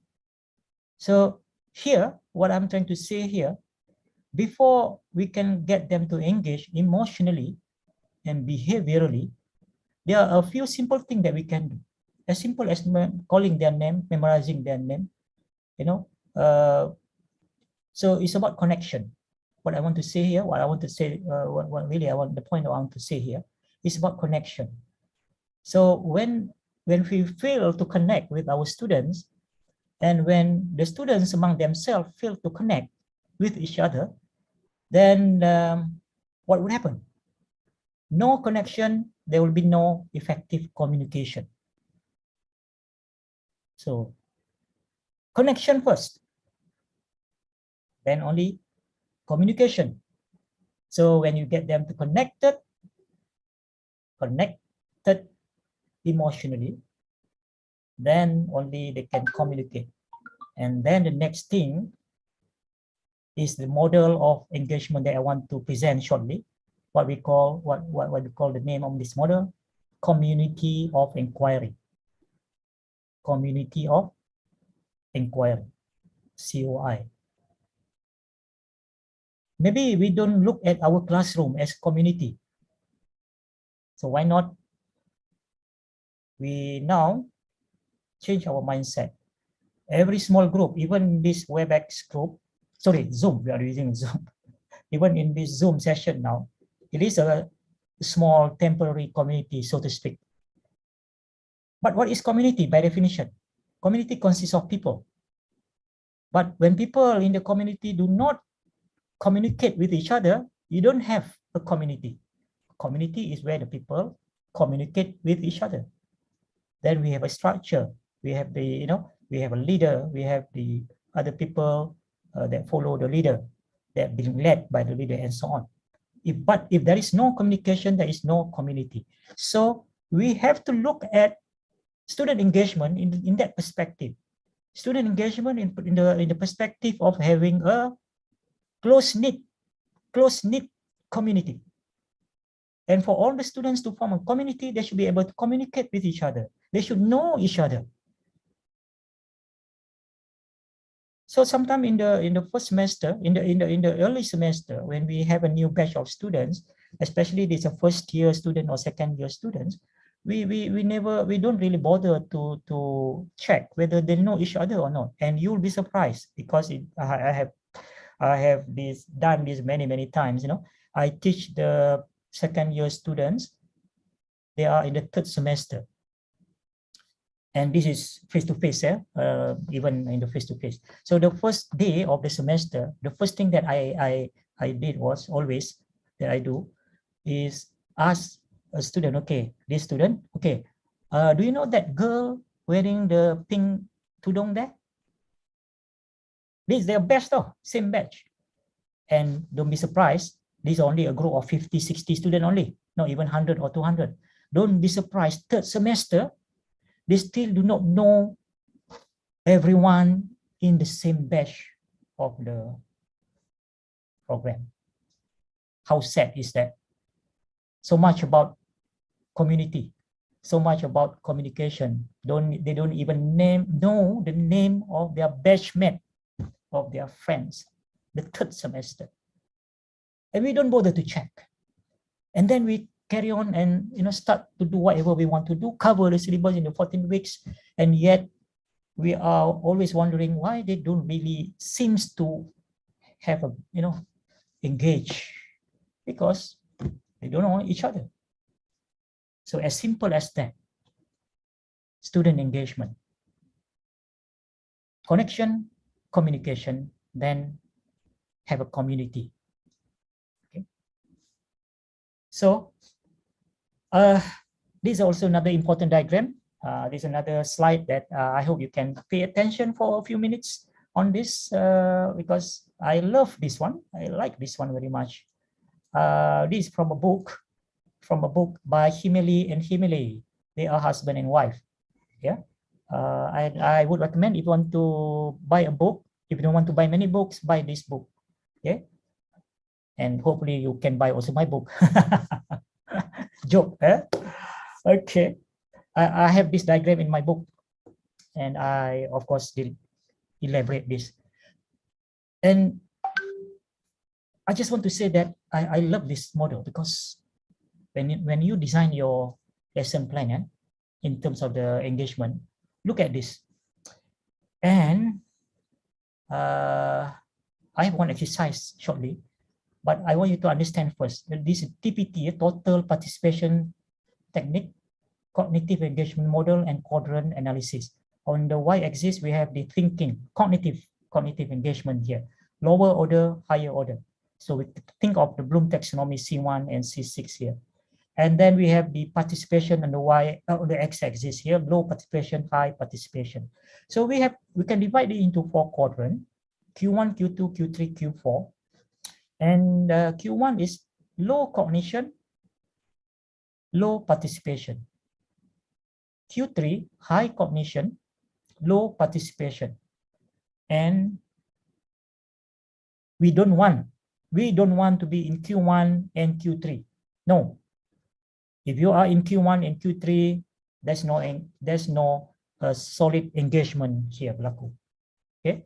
For example, while you in your one lesson, one class, you have activity, very high cognition level, but only 10% of the students participate, low participation. What's the point? Kan? Q1, even worse, low cognition, low participation. A simple activity that doesn't require much thinking pun students are not motivated to participate. What's wrong? You have to really think about it, seriously now. Oh, what's wrong now? Even simple activity pun, mereka tak ambil peduli sangat pun, especially online. Please, everyone, please, I will wait another 1 minute, 2 minutes, 3 minutes, 5 minutes. Hey, how come only 20? We have 60 students here. Come on, keep it coming. Oh, penat lah. Dah lah, udah aja, true or false. And yet, low participation. I think something wrong with me or something wrong with the students, or both are having problem, having issues. Oh my God. Okay, so my dear colleagues, when come to engagement, we want to be in Q2 or Q4. Yeah. Remember, when we design our lesson, we want to have some in the low cognition level, prepare the students, slowly get them to feel comfortable. When they are able to solve the simple problem, they will feel happy, they will feel motivated. Okay, now bring on the more complex problem. Dia kata, okay, now we give them the high cognition. Barulah dia semua nak participate because they are now mentally prepared. The eagerness and the enthusiasm is there for them to participate. Barulah. So how much that we want to be in Q2, how much we want to be in Q4? Well, there's no hard and fast rule. I would say that at least 50-50, or probably you want to have 70-30, more of the height. It depends on the nature of the topic and the outcome that you want to achieve. There's no hard and fast rule here, but I would say that you must have at least some low cognition punya ni, then also high cognition punya. But you always want to have high participation, regardless. Okay, so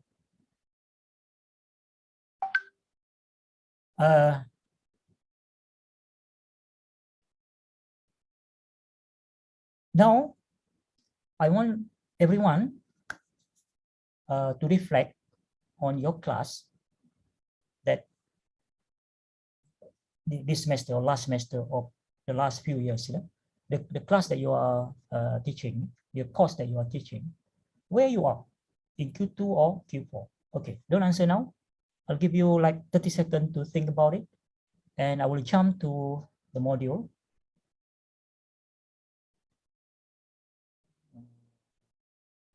Where is it? This under where? Under. Let me find. My module ni besar though. Take some time nak cari that particular activity.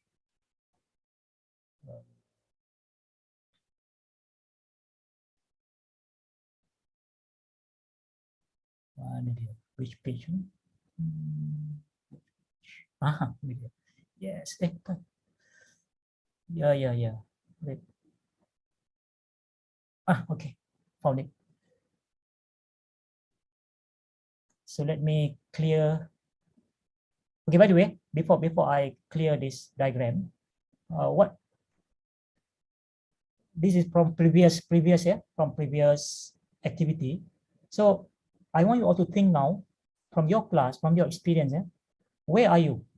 Is it in Q1, Q3, Q2, Q4? Remember, Q2 and Q4 is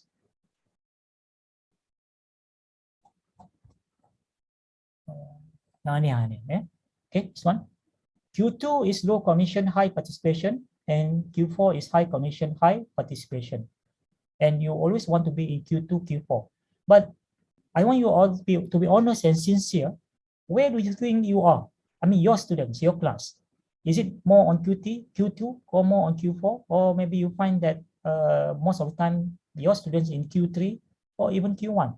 So as you can see here, most participants declare that they are in Q1. Oh, already. Oh, you are. I thought I want to clear dulu. Wait. Let me clear this one first. because this one campur dengan yang the previous one ya. Okay, tak keluar pula. Tak apalah, okay lah, go on. Let's go on and just respond. Let me give you the link if you want to respond, or you can also go to the menti.com and faster one. Okay, the link is given in the chat box. So where are you?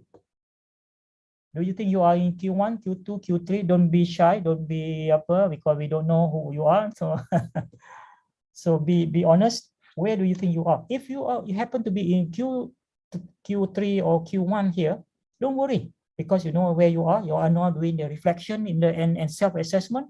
So you know that you want to move to this quadrant, yeah, either Q2 or Q4 here. Wow, okay, wow, how beautiful is technology.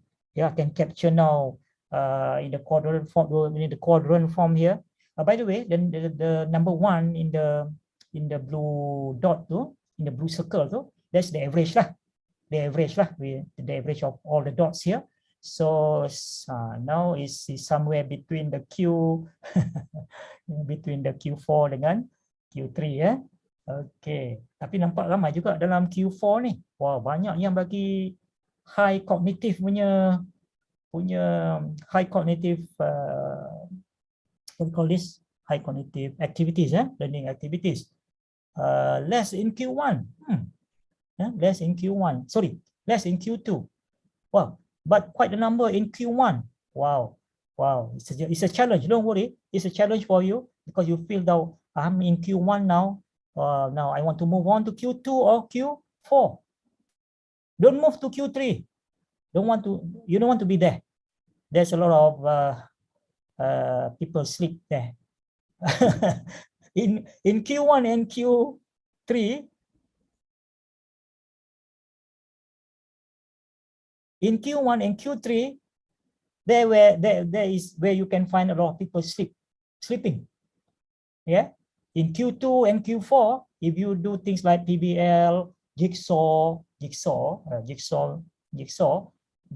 method, nobody can fall asleep. Nobody can fall asleep. So you know that you get almost 100%, not almost 100% participation. Yes, 100% participation is only possible if you do jigsaw method. Okay, but I'm not going to talk about jigsaw in this program, but you can learn more in my webinar. I mean under task number 5 there, jigsaw. Okay, right. So let's see the overall now. Wow. Okay, it's interesting. Yeah. Many of you declared that you are in your class is in Q1 dengan Q3. Don't worry, yeah, don't worry. So this is what we want to do next. Let's move on. Let's move to Q2 and Q4. So you have high participation, and remember, participation actually reflects behavioral engagement. And then you want to get them to also cognitively engage. And don't forget about emotional engagement as well. You know, let's have some element of fun, get them excited, get them happy, you know, give them the memorable and unforgettable learning experience as well. Yeah. Okay, so remember, back to engagement by design. You must have a plan. Okay. So another one, we talk about optimal learning. This is from another model. So we look at, in optimal learning, we look at the element in terms of the actors. The actors here are teachers, student, and then the content. Okay. So we want to have the engagement with all these 3 elements. So in terms of relationship, when we talk about the interaction and the interaction between the teacher and the student. Remember I mentioned about connection just now? Yeah, remember I mentioned about connection just now? If there is no connection, there is no communication. So the relationship, you must have the relationship to establish first. By the way, my dear colleagues, How many of you have or have been following or reading the work of Hattie, John Hattie? Yes, put number 1 in the chat box. No, never heard of Hattie. Put number 2, John Hattie. Yes, number 1. Put number 1. 1 for yes, no, number 2. Don't be shy. Okay. John Hattie. If you don't know, if you have not read any of his work, after this program, Google his name, go to Amazon.com, you will see.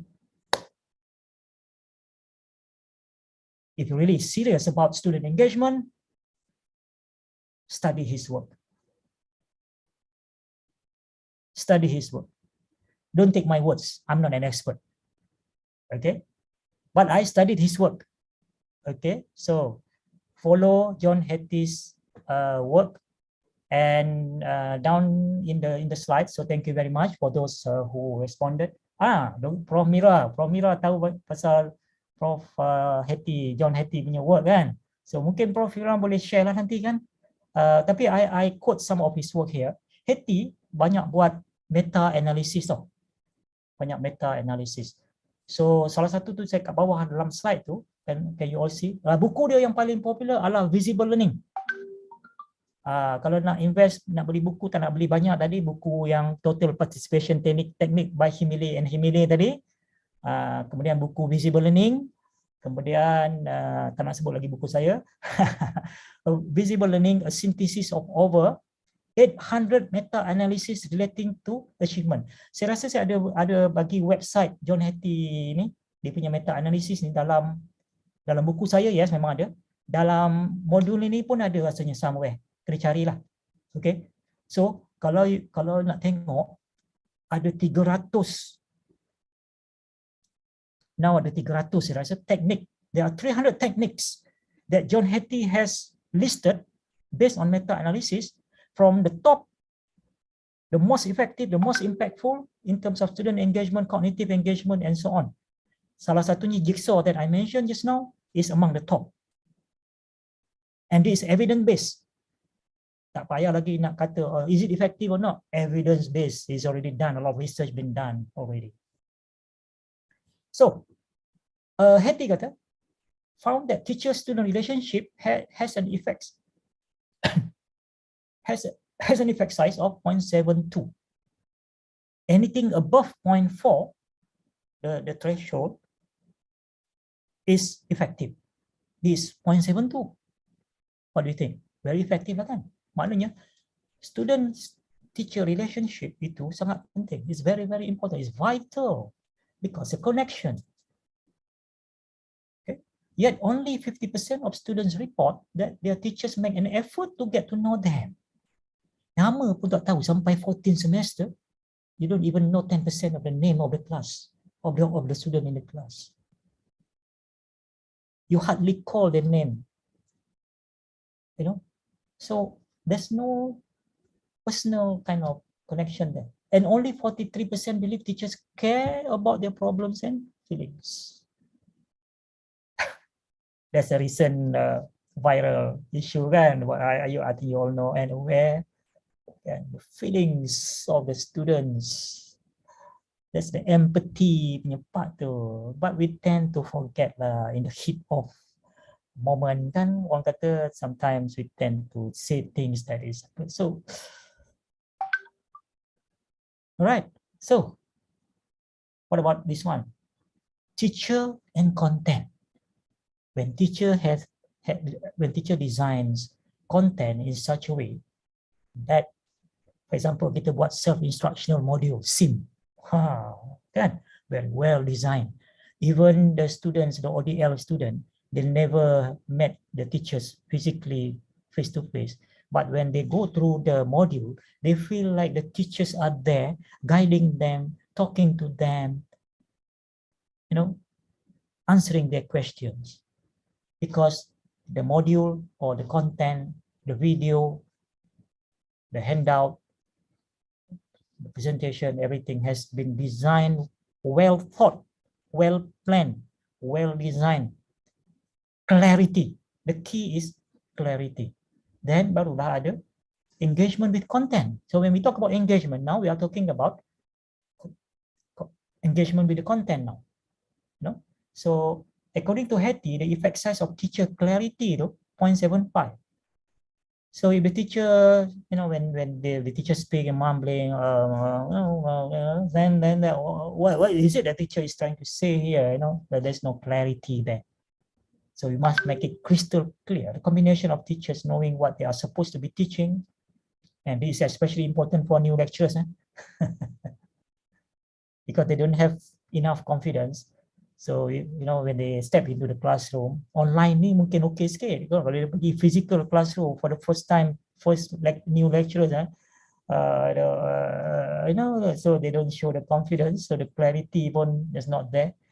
So informing students what they are supposed to be learning and reaching agreement with students about the success criteria. Challenge. According to Hattie, a high-level challenge has an effect size of 0.57. 43% of students report that currently school is boring, not challenging enough. When they go into the class, the teacher will always put up the slide, reading the slide, and it just happened when they saw the slide. Hey, I thought I've seen this slide on slide share. Or the teacher, the lecturer also take the same slide from the slide share, the same content, the same video that I have watched on YouTube. So what's the new thing? What's the value that we bring into the class now? What are the added value that we bring to the class? Because nowadays, remember, students have access to content. And the content even better that we can prepare for them. So now we need to think about how do we challenge them, how we create new value that the student would want to come to the class because they cannot find the answer from Google. So when they come to our class, they want to have something new, something authentic, something that they cannot find from Google. So if when they come to the class and they see, there is another Mr. Google, then everything that we find is also from Google. Then the students say, what's the point? I'm coming to the class. If I don't come, I can answer the question because I have even more. So to put together, when we talk about engagement, and especially in the context of online, especially because now we are doing more online. Yeah. So this one model, ladies and gentlemen, my dear colleagues, that I hope you can explore further.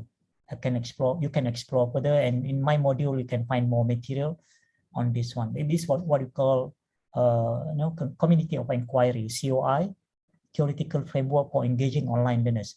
But the concept, although this is in the context of online, the concept actually can be used and extended for face-to-face as well.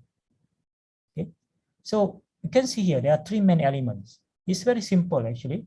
There are three main elements of community for inquiry model. Remember the word community itself. I want to reiterate this point.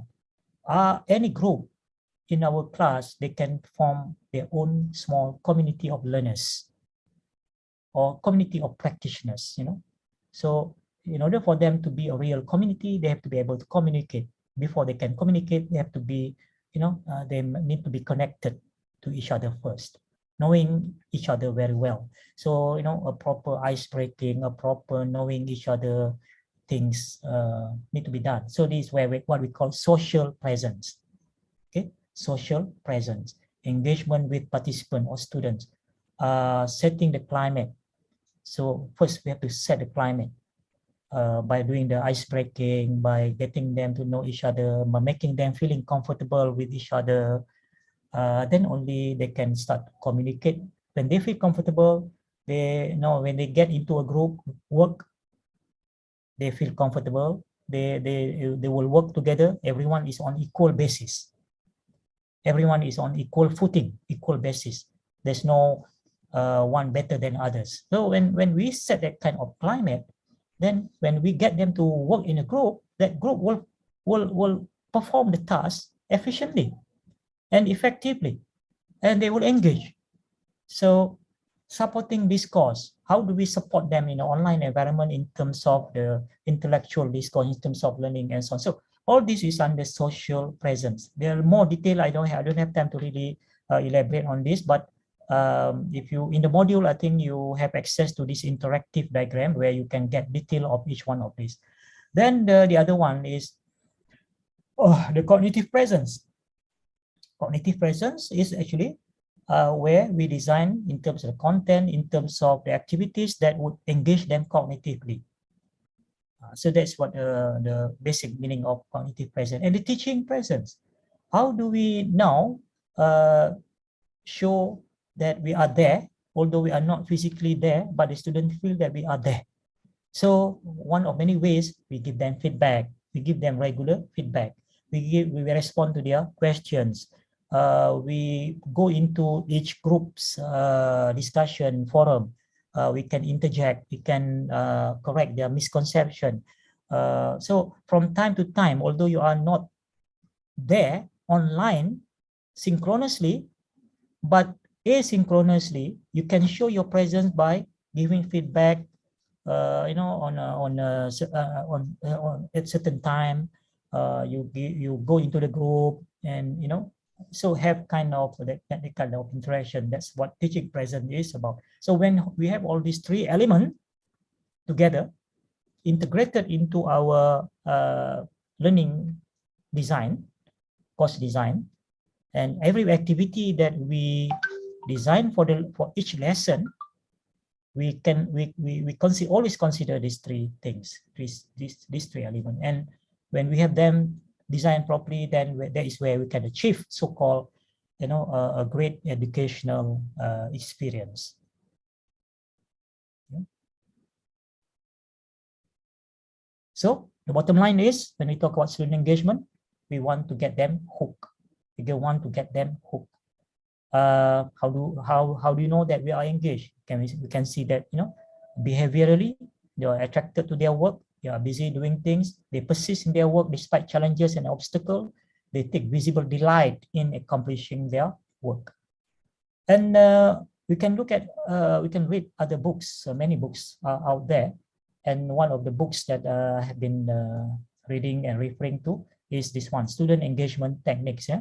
And they use, they have introduced this model they call so-called double helix of student engagement, meaning that a double helix is actually consists of the element of motivation and element of active learning. So the element of the motivation is very, very important, because if without the motivation, then they won't be able to really engage. So the motivation, as we know, there can be extrinsic, there can be intrinsic motivation. Of course, ultimately, we want the students to have that intrinsic motivation. They are driven by their own passion to learn. They are driven by their own intrinsic motivation to learn, because they have reason to learn. They are more independent. They are now self-directed. Because when they have great motivation, they can become self-directed learner. But when they are not motivated, so we have to kind of go deep into and identify the reason why they are not motivated. So maybe we need also have to have some form of external motivation, rewards, for example. What do you call this? The word, I forgot the word. When they perform something, we give them the reward to recognize their effort. Yeah. Instant gratification. Instant gratification. Thank you very much. Yeah, instant gratification. So that kind of external motivation, extrinsic, that we can. So intrinsic and extrinsic motivation. So I cannot emphasize more on the importance of paying attention to the learner, engagement and motivation. These come hand in hand. And now, last part, I want to stress a little bit before we go. We do the Q&A. We know that motivation is very, very important, because motivation is like a prerequisite to learning. Okay, this motivation, I would say, is a prerequisite for engagement, and engagement is a prerequisite to learning.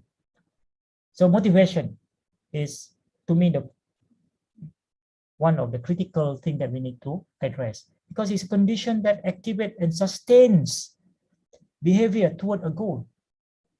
You want the student to sustain the motivation during the 14 weeks of the course. And this one course, they have 5 or 6 courses that they have to take. We do not know about other courses, but the course that we are now having with them, conducting, we need to sustain their motivation. Okay. So it's very important now when it comes to the design learning activities for small group. You can design activities for small group and individual. And of course, I don't have time to share with you all the activities, but the module that I'm sharing with you all, I have given 13 examples of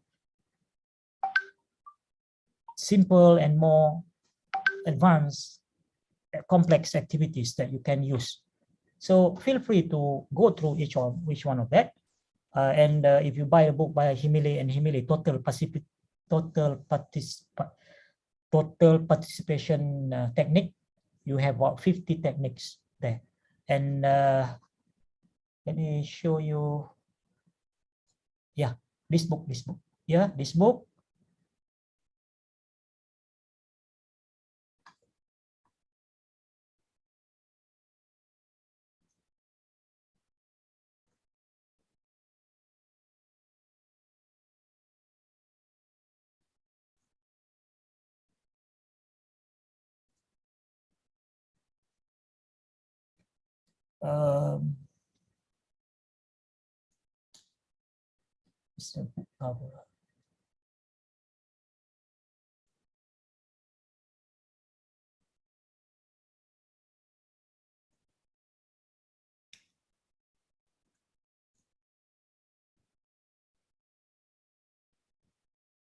This book, tadi buku Himile and Himile, total participation technique, and the other book here, I would highly recommend. I bought this book.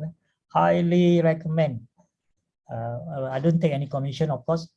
50 strategies to boost cognitive engagement, creating thinking culture in the classroom. Look at the content. Understanding cognitive engagement, critical thinking, cognitive engagement, discussion question, take action, applying taxonomy to thinking at remember level, thinking at this different level, developing critical thinking skill, and so on and so forth. This is great book, excellent book. I have bought this book. Yeah. Okay. So this book. Right. So if you don't have much idea or many ideas how to design activities that really engage the students cognitively, I have given you some resources. Yeah. So the bottom line is, when it comes to design learning activities, we design these learning activities to get students to remember, get students to do, get students to think. So engage, interact, and action. Design appropriate learning activities that would engage students at various levels of cognitive domain of Bloom taxonomy. Design appropriate learning activities that will encourage students to interact with their peers. Design appropriate learning activities that would allow the students to do and create tangible output. If you are doing online, so we can design some activities for synchronous. We can also design some activities for asynchronous. We have seen just now at the beginning where we have 3 activities. That's an example where we can use the tools of technology to do synchronous activities. Yeah. So, and there are so many things that we can do also for asynchronous learning activities. So design some learning activities for cognitive engagement. So in my module just now, in the books that I recommended just now, you will be, you have so many choices there. But the bottom line is, when it comes to cognitive engagement, we want to have, remember, the quadrant just now, we want to be in the Q2, which is low cognition. we have low cognition, high participation, and Q4, high cognition and high participation. So we want to have some on the, C1, C2, and we have C3 and the higher level. Okay. So if you use flipped classroom, for example, in the flipped classroom model, some of the low level activity can be done in the asynchronous part. So it can be done before the classroom. And some of this, when they come to the synchronous part, we can do the in-class activity, which actually more on engaging them on higher cognitive level, whether it's individual or group. Yeah. So this is the book that I mentioned. My book. If you are interested, you can go to the website.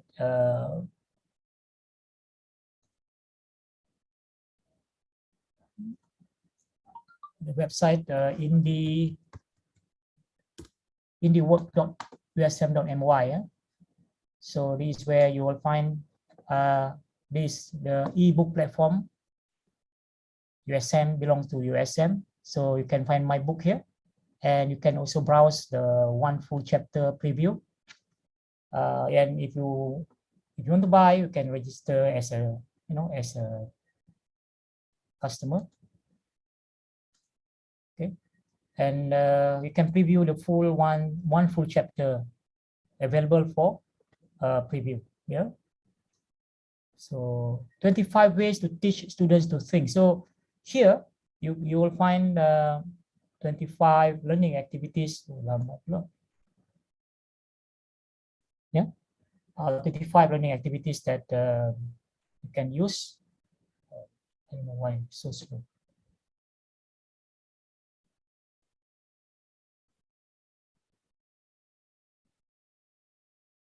So okay, so these 25 learning activities. Chapter 1 on cognitive engagement, chapter 2, and until chapter. And there's also learning. There is a so-called lesson plan. So meaning that you can just use the lesson plan and adopt it for your own classroom. So this is a book if you are interested. Okay, so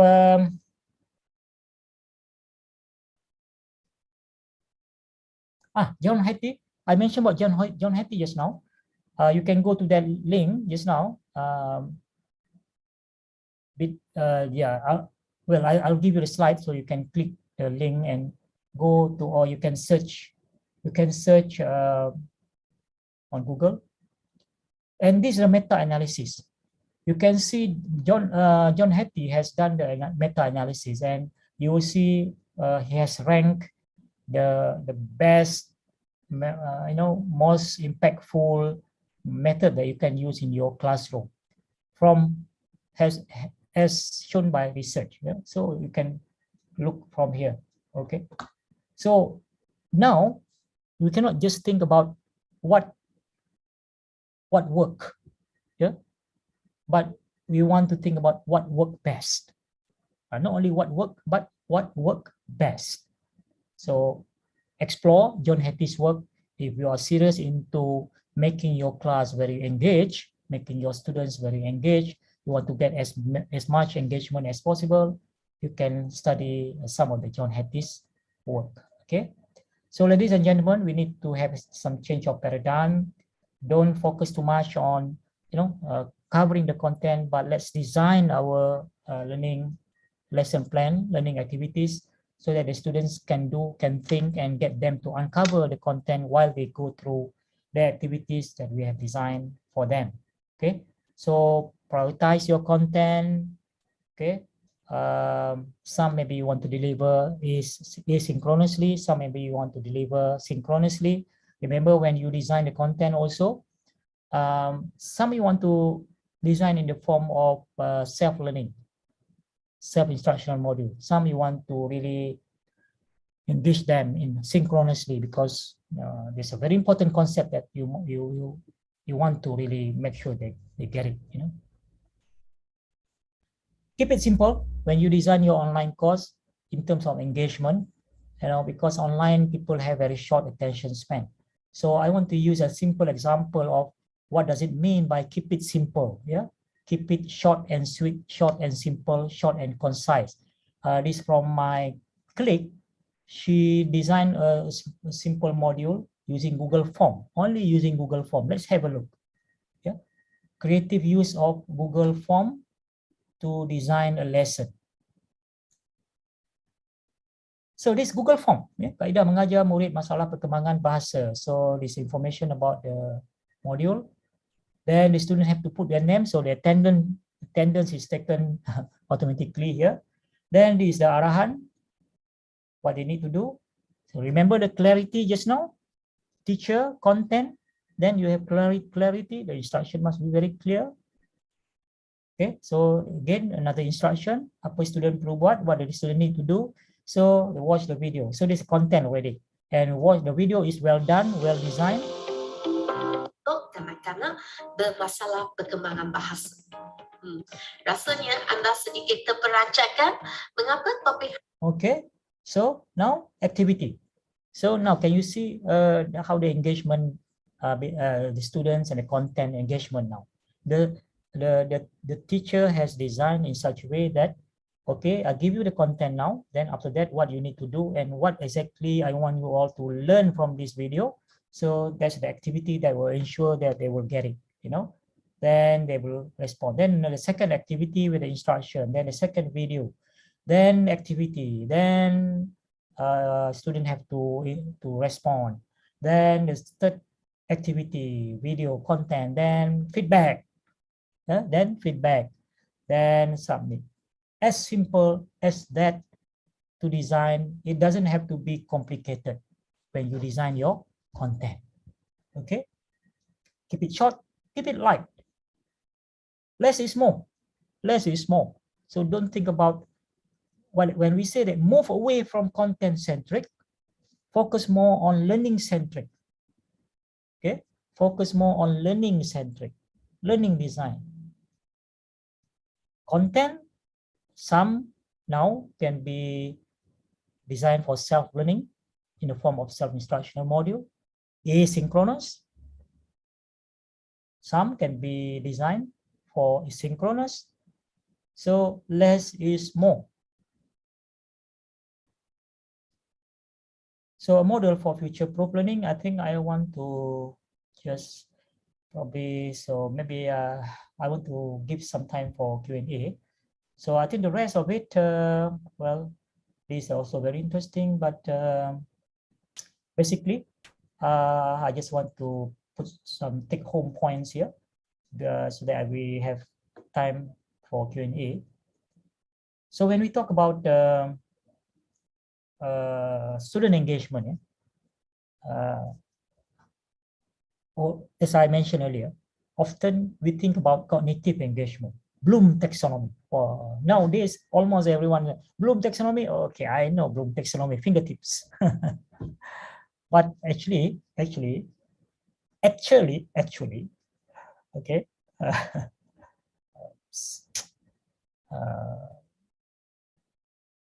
before we even talk about Bloom taxonomy, yeah, we need to pay attention to Maslow hierarchy of so-called, which is very popular in management, kan?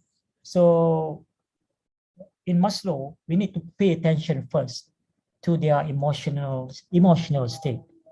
You know, if the students are not even barely have, you know, a good food, they miss their meals and so on, how do we expect them to be engaged in our class because they have so many things in their mind? Well, again, the recent viral one also we can learn from there. Yeah, they are not prepared, you know, mentally, with all sorts of reasons. So the Maslow, we think about Maslow before think about Bloom. So that's what we mean by putting putting Maslow before Bloom by providing basic student support before expectation for higher order of learning. So if you are wondering why students are not engaged, why they are not responding, why they are not responsive, then our empathy must kick in. Oh, let's check. Let's check with the student one-to-one. Okay, what's your problem? Can I help? What can I do to help you? And so on. Okay, we have to go the extra mile there. Design tasks with engagement in mind. Remember, the engage, interact, and do. Set the conditions for engagement and learning. Set the condition first. You must provide a conducive environment. Get them to know each other first. Get them to feel comfortable with each other. Remember, connection and communication, and form a community. Think functions of engagement, not just tools. No, don't remember. Don't. Sometimes we get overdo with the tools, and we impress the student with the technology. And so, no, tools are just to enable us to do the task efficiently. Okay, a fool with a tool is still a fool. Encourage students to think in more than one way by transforming from closed to open tasks. Okay, something that ungoogleable, for example, a question that they are not able to Google. Move from information to understanding by requiring students to connect and relate. Remember, I mentioned about connection again. Ask students what they think first, rather than telling them what they will need. Position students to plan a way forward by moving from procedure to problem solving. So, to wrap up, learn more, read more to learn more. Read more to learn more. So if I want to, if I were to recommend you all to invest your precious money, and these are the three books. I won't, you won't regret. This will be your best investment in your work. So these three books, yeah.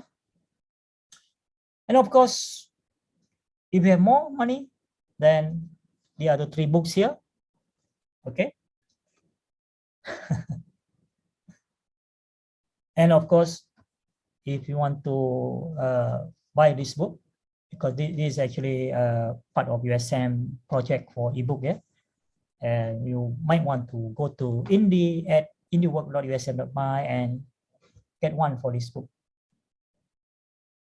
This one, yeah, 25 ways to teach. This is only available in the form of ebook, no hardcover, no hard copy. Yeah. So, thank you so much for listening, for paying your attention, for participating.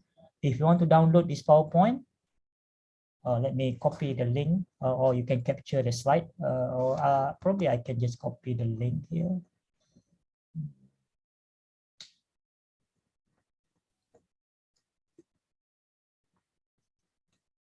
Prof, perhaps you want to answer some questions? Yeah. I will answer some questions. Let me copy the link nih. Dalam chat box so that everyone can download the slide. Apa tak? Download. Sorry. No. That's the wrong one. Okay. Okay, this one. Download PPT. So that's the link for you to download all the slides which I've shown just now, which I've shared just now. Okay. And please, Dr. Vira, please can you share on YouTube? Yes, we are sharing. Okay, now let's look at some questions. I think Dr. Azril has a few questions from the very beginning. Maybe from the very beginning. Dr. Azril, maybe you can unmute and ask. Yeah, you can unmute. I can unmute Dr. Azril. Can I unmute the microphone? Assalamualaikum, Prof. Waalaikumsalam warahmatullah. My name is Azril Shahadis. I'm a PhD student under USM currently. Oh. I just want to ask about the CAP, cognitive, affective, and also the psychomotor. You said that the lecture must combine all three elements. Is there any part that we need to consider which come first, which come last? For example, if let's say we wanted to target the cognitive, we must target first the emotional and also the psychomotor. Thank you. I would think that before we get them to really ready to invest so-called their mental effort, cognitive thinking, cognitive engagement, they must first be ready in terms of the emotion part. So if you really want to put it in order, in the, let's say, order, certain order, I would say that they must feel excited to do that particular activity. For example, just now, the first activity that we did when I give you all, okay, match the tagline with the company's name. You know, that's, wow, this sounds like interesting. Yeah. So you feel that excitement, the keterujaan, the excitement tu, that basically related to the emotional part, the response. And we can see kalau face to face ni, kalau online ni kebanyakan student dia turn off the webcam kan, unless kalau you dah make it a syarat.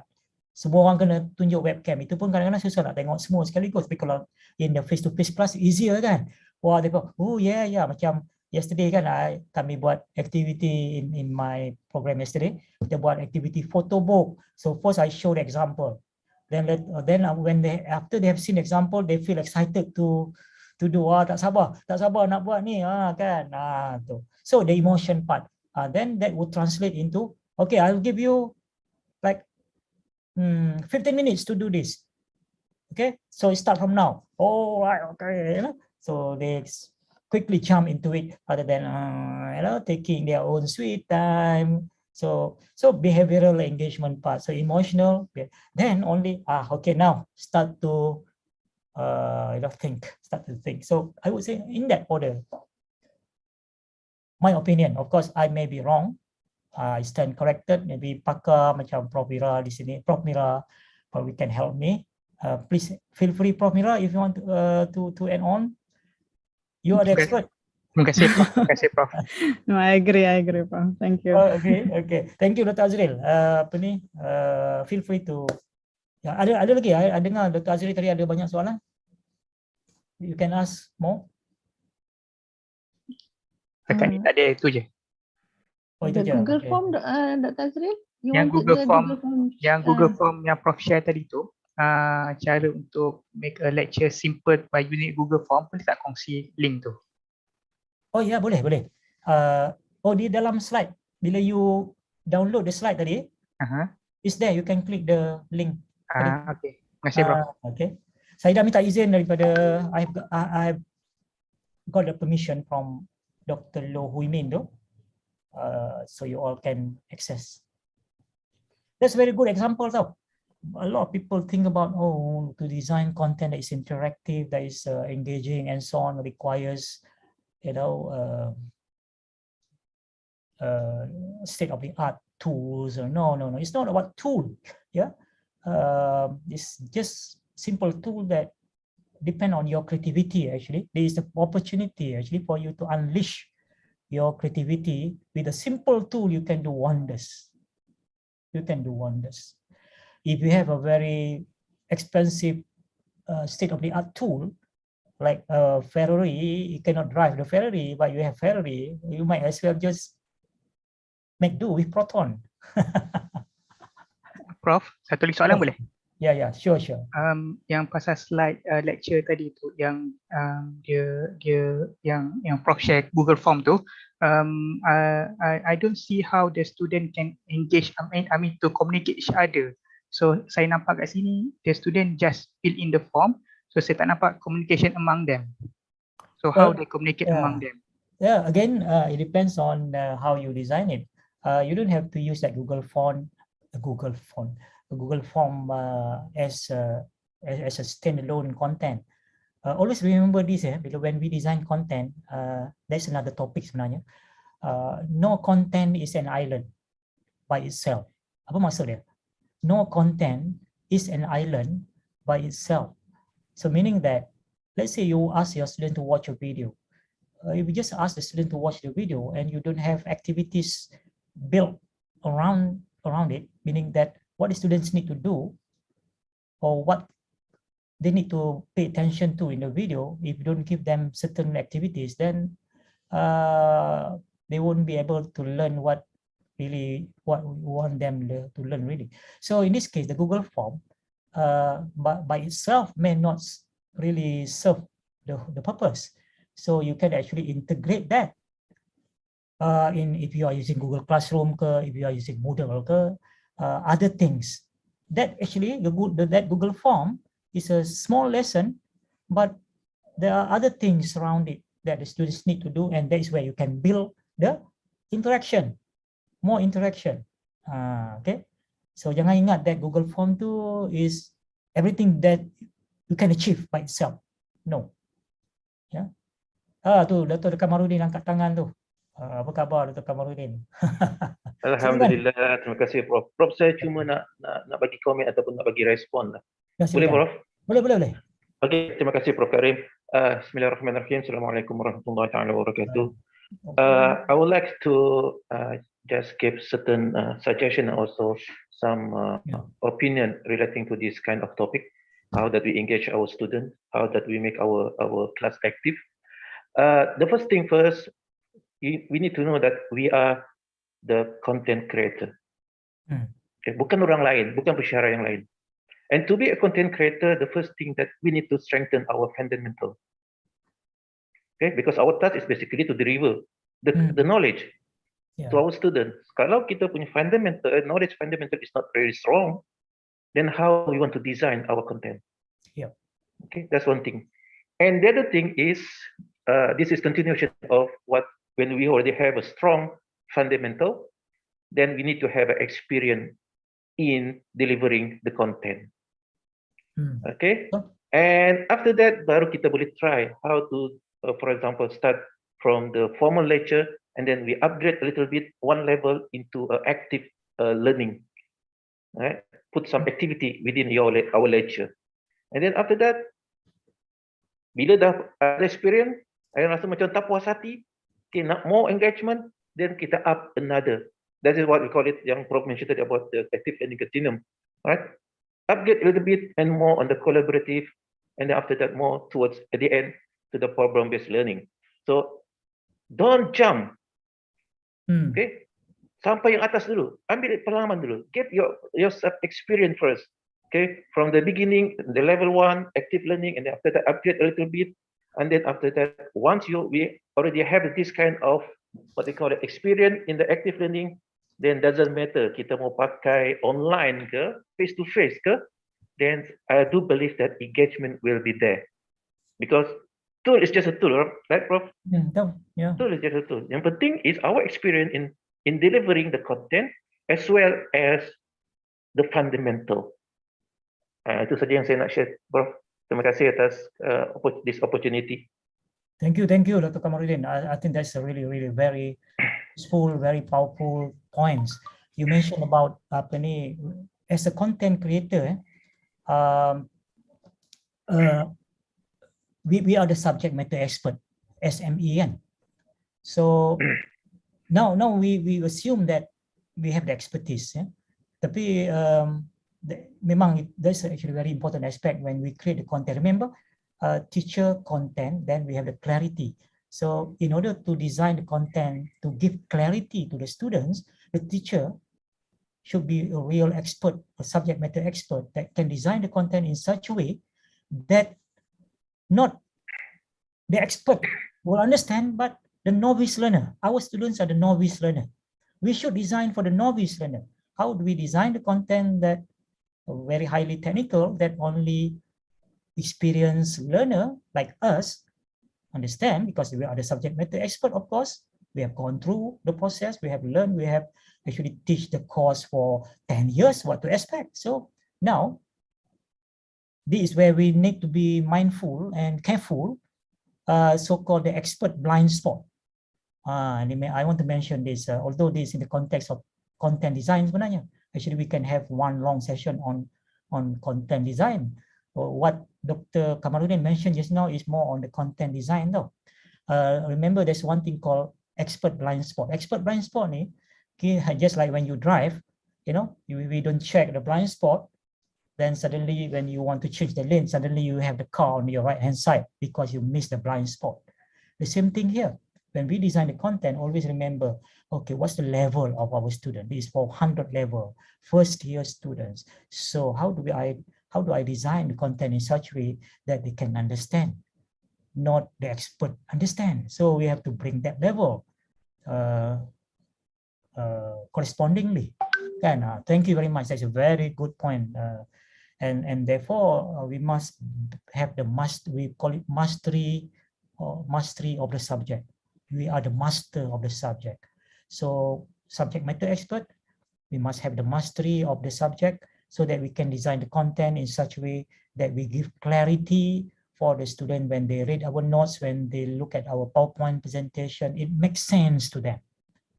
Makes sense to them, and they can create meaning when they have gone through our content. Remember, some of this actually happen a lot of asynchronously. We are not there to help them to explain the certain part that they don't understand. So therefore, we must design. That's what the knowledge of designing self-instructional module, SIM, is very important, not only for ODL now, for everyone. Yeah, for everyone. That the delivery part. Yeah. All right. So very good point. Thank you for sharing. Sorry, Prof. Just want to, I'm not sure whether it's a questions or some additional comment is just now on the continuum of engagement on driving, which is the ideal scenarios. There's one point on seek feedback. So I think we also have to train our students to make use the feedback. I think this is becoming more and more a rare skills among our students to actually learn from the feedback or make use the feedback properly. Most of the students sometimes these days when they see the feedback, they only see it as, okay, so whether it's justify the mark or not, rather than to see it as a feed forward. So I think we also need to ensure that when we want to make sure it is in the driving, which is in the best state of the engagement, we also allow the students or equip the students with the skills to be in that stage. So maybe this is something that perhaps we can also look at, not only from the content perspective, but also all other elements that makes it in that particular stage. I totally agree, because I think feedback is a vital part, a critical part of learning, and it basically close the loops, so to speak, to close the loop. And I'm happy to when Prof Mira mentioned about the feed forward. When we say that, feedback is actually in retrospective, right? So it's after the students have performed the activity, so we can see whether there's whether they have a clear understanding of the concept, or maybe there's still some misconception. And if there's a misconception, that is where we come in, and during the debriefing point stage, this is where we can do the necessary correction or explanation and clarify things that maybe students probably have not a clear understanding. So the way I see, when 1 hour session now, I use the so-called the model 70-20-10. 70% of the time is where students engage in the activity. If we do it synchronously, this 70% is more on the cognitive engagement part. If the asynchronous part, that is where they can do the other part. Then the 20% is where we do the debriefing. 70% is on the activity. They get busy with all doing the part, and 20% is where we come in now, and if you want to give lecture, that's the 20% part. Give lecture or this debriefing. I call it debriefing rather than lecture. But we can do whatever you like. That 20% lecture, answering questions, clarifying certain concept, clarifying the misconception. So that's the debriefing part. And the 10% where is the reflection, and is where the feedback, the feedback is we can give them the feedback, and the students also can give them the feedback as to what they have learned, what they have understood, and what we can do better in terms of explaining the thing, and so on. So I love this 70-20-10 of basically that is my model actually. Not that 70-20-10 of learning model yang 10% formal learning, 20% social learning, and 70% by experiential learning. But it's 70-20-10 in terms of how you segment the 1 hour sessions, if you like, of your class. So that's where we get most of the student engagement. Okay, any more question? Oh, by the way, before I've shared 2 links to 2 flip book. Let me share another one, just to entice you what you can do with this thing. So example of flip book number 3, example 3. Okay, so have a look. Maybe next time we can have one session on how to create content. It's exciting world out there now with the technology. If you don't leverage them, then you will miss a lot. Wow. So any other last question to our speaker? Okay, I can now I can see one from Dr. Bablu here. Yeah. I will try to address, if not all.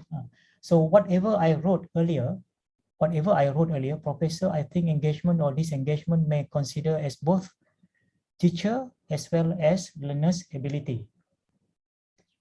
May consider as both. If both teacher and learners are in the good directions of knowledge level, that is the best option for engagement. All other cases may have diversity. Was it Q4? Oh, okay. I think we are talking about our focus is when we say engagement is about the student engagement, and that's what the topic is about. But I think what Dr. Bablu is trying to say here, it may also it involves both.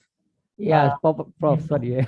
Yeah. Just interrupt. Yeah, that the thing is actually we are talking only the student aspect, but also teacher aspect also required to investigate that whether the teacher are so knowledgeable on that level to teach in this interactive manners or not. That is also the consideration, I think so. Yeah, it takes 2 to tango. Remember, Dr. Bablu, I mentioned earlier, it takes 2 to tango.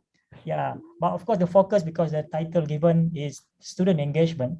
And of course, now we assume that in the first place, we as the teacher, we are already enthusiastic. We are raring to go. So we assume that. So we are already engaged in terms of our tasks. We have already good, well prepared to go into the classroom. So we assume that we don't have problem on that. Okay, sorry.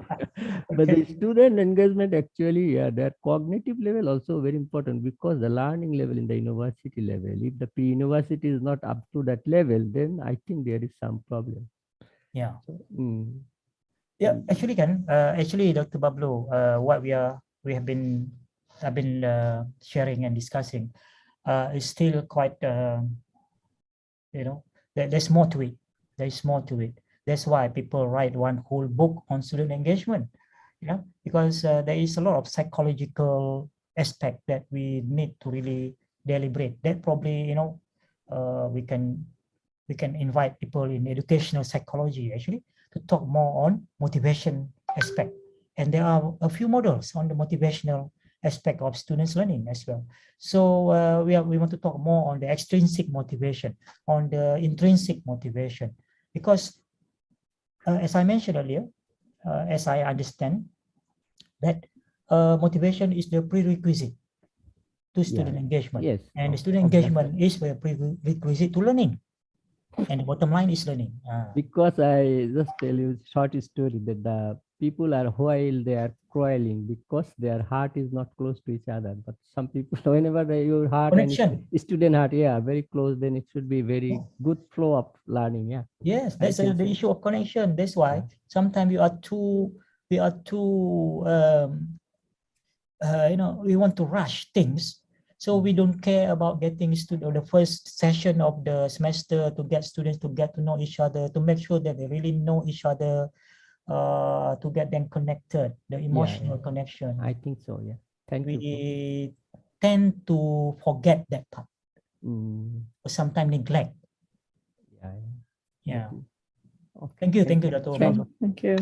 Yeah, I just want to share experience as well, Prof, on how remembering students' name that really makes the magic in class.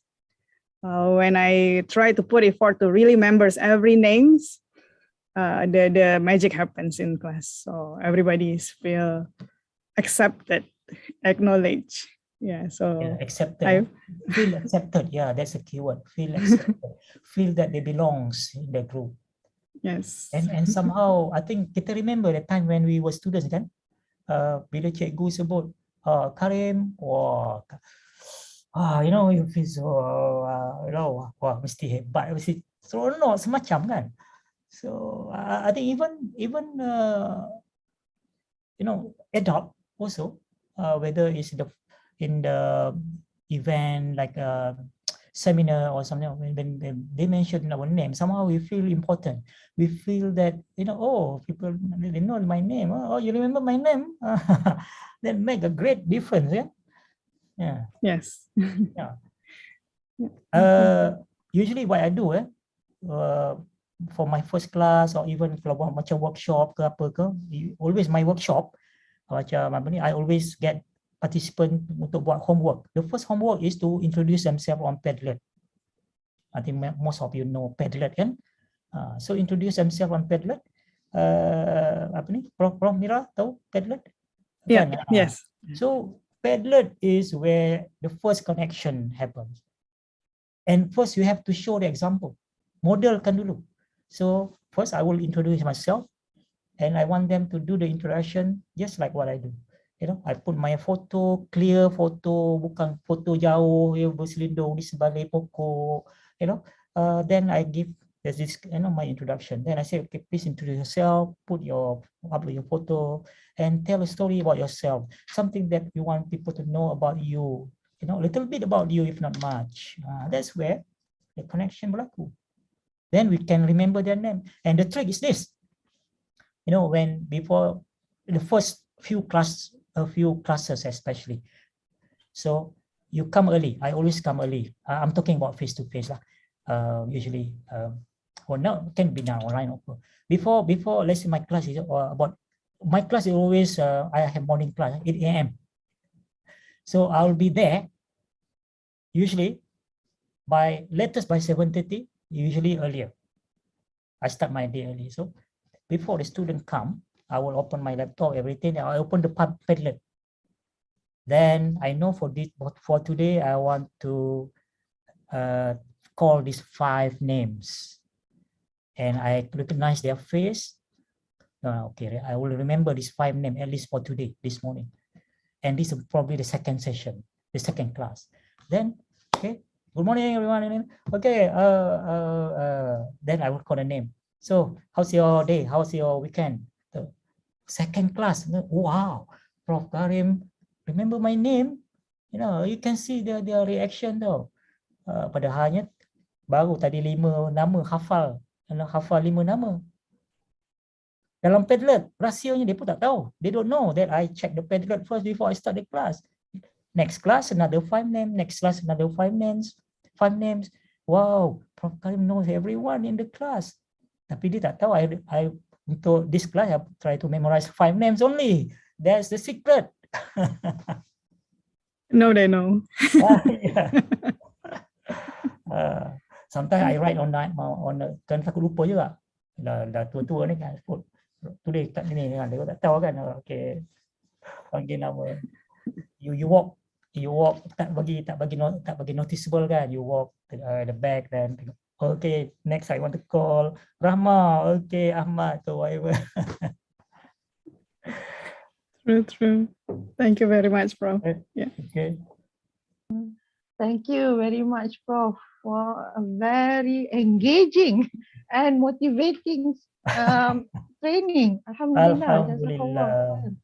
Alhamdulillah. So I believe that we can take home many points, but to me, I remember this ABC to hook our students is through affective behavior and also cognitive engagement, and we need to ensure that our class have is in Q2 or Q4. So the rest we need Q2, to Q4, good. read the slides again. So thank you so much, Prof, for your time, for your expertise sharing with us. Thank you to our participants who have been here and who have been participating actively. Alhamdulillah. Thank you. So maybe we have a group photo for a while before we end our class. Thank you for the participation, and thank you for those who send me the personal direct message here. I'm trying to read here. Thank you so much. And yeah, I saw someone said that they have bought the book. Thank you very much also. So maybe everyone can turn on your camera for a while so that we will have a group. Yeah, how many left? How many still here? Yeah. I can see about 30 in the plus beginning here. we have about I think 60. Yeah, maybe plus. lunchtime already, kan? So yeah. So can you all? Yeah, I'm happy that someone said the Google form is very useful. So good. Okay, so maybe one. Now I can see. Three.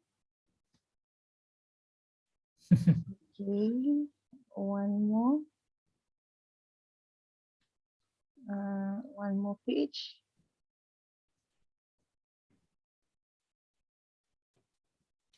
Pictures only, no camera. Mostly. Some of them. They don't. Okay, so thank you so much. Let us end our session today with Tasbihah wa Suratul Asr.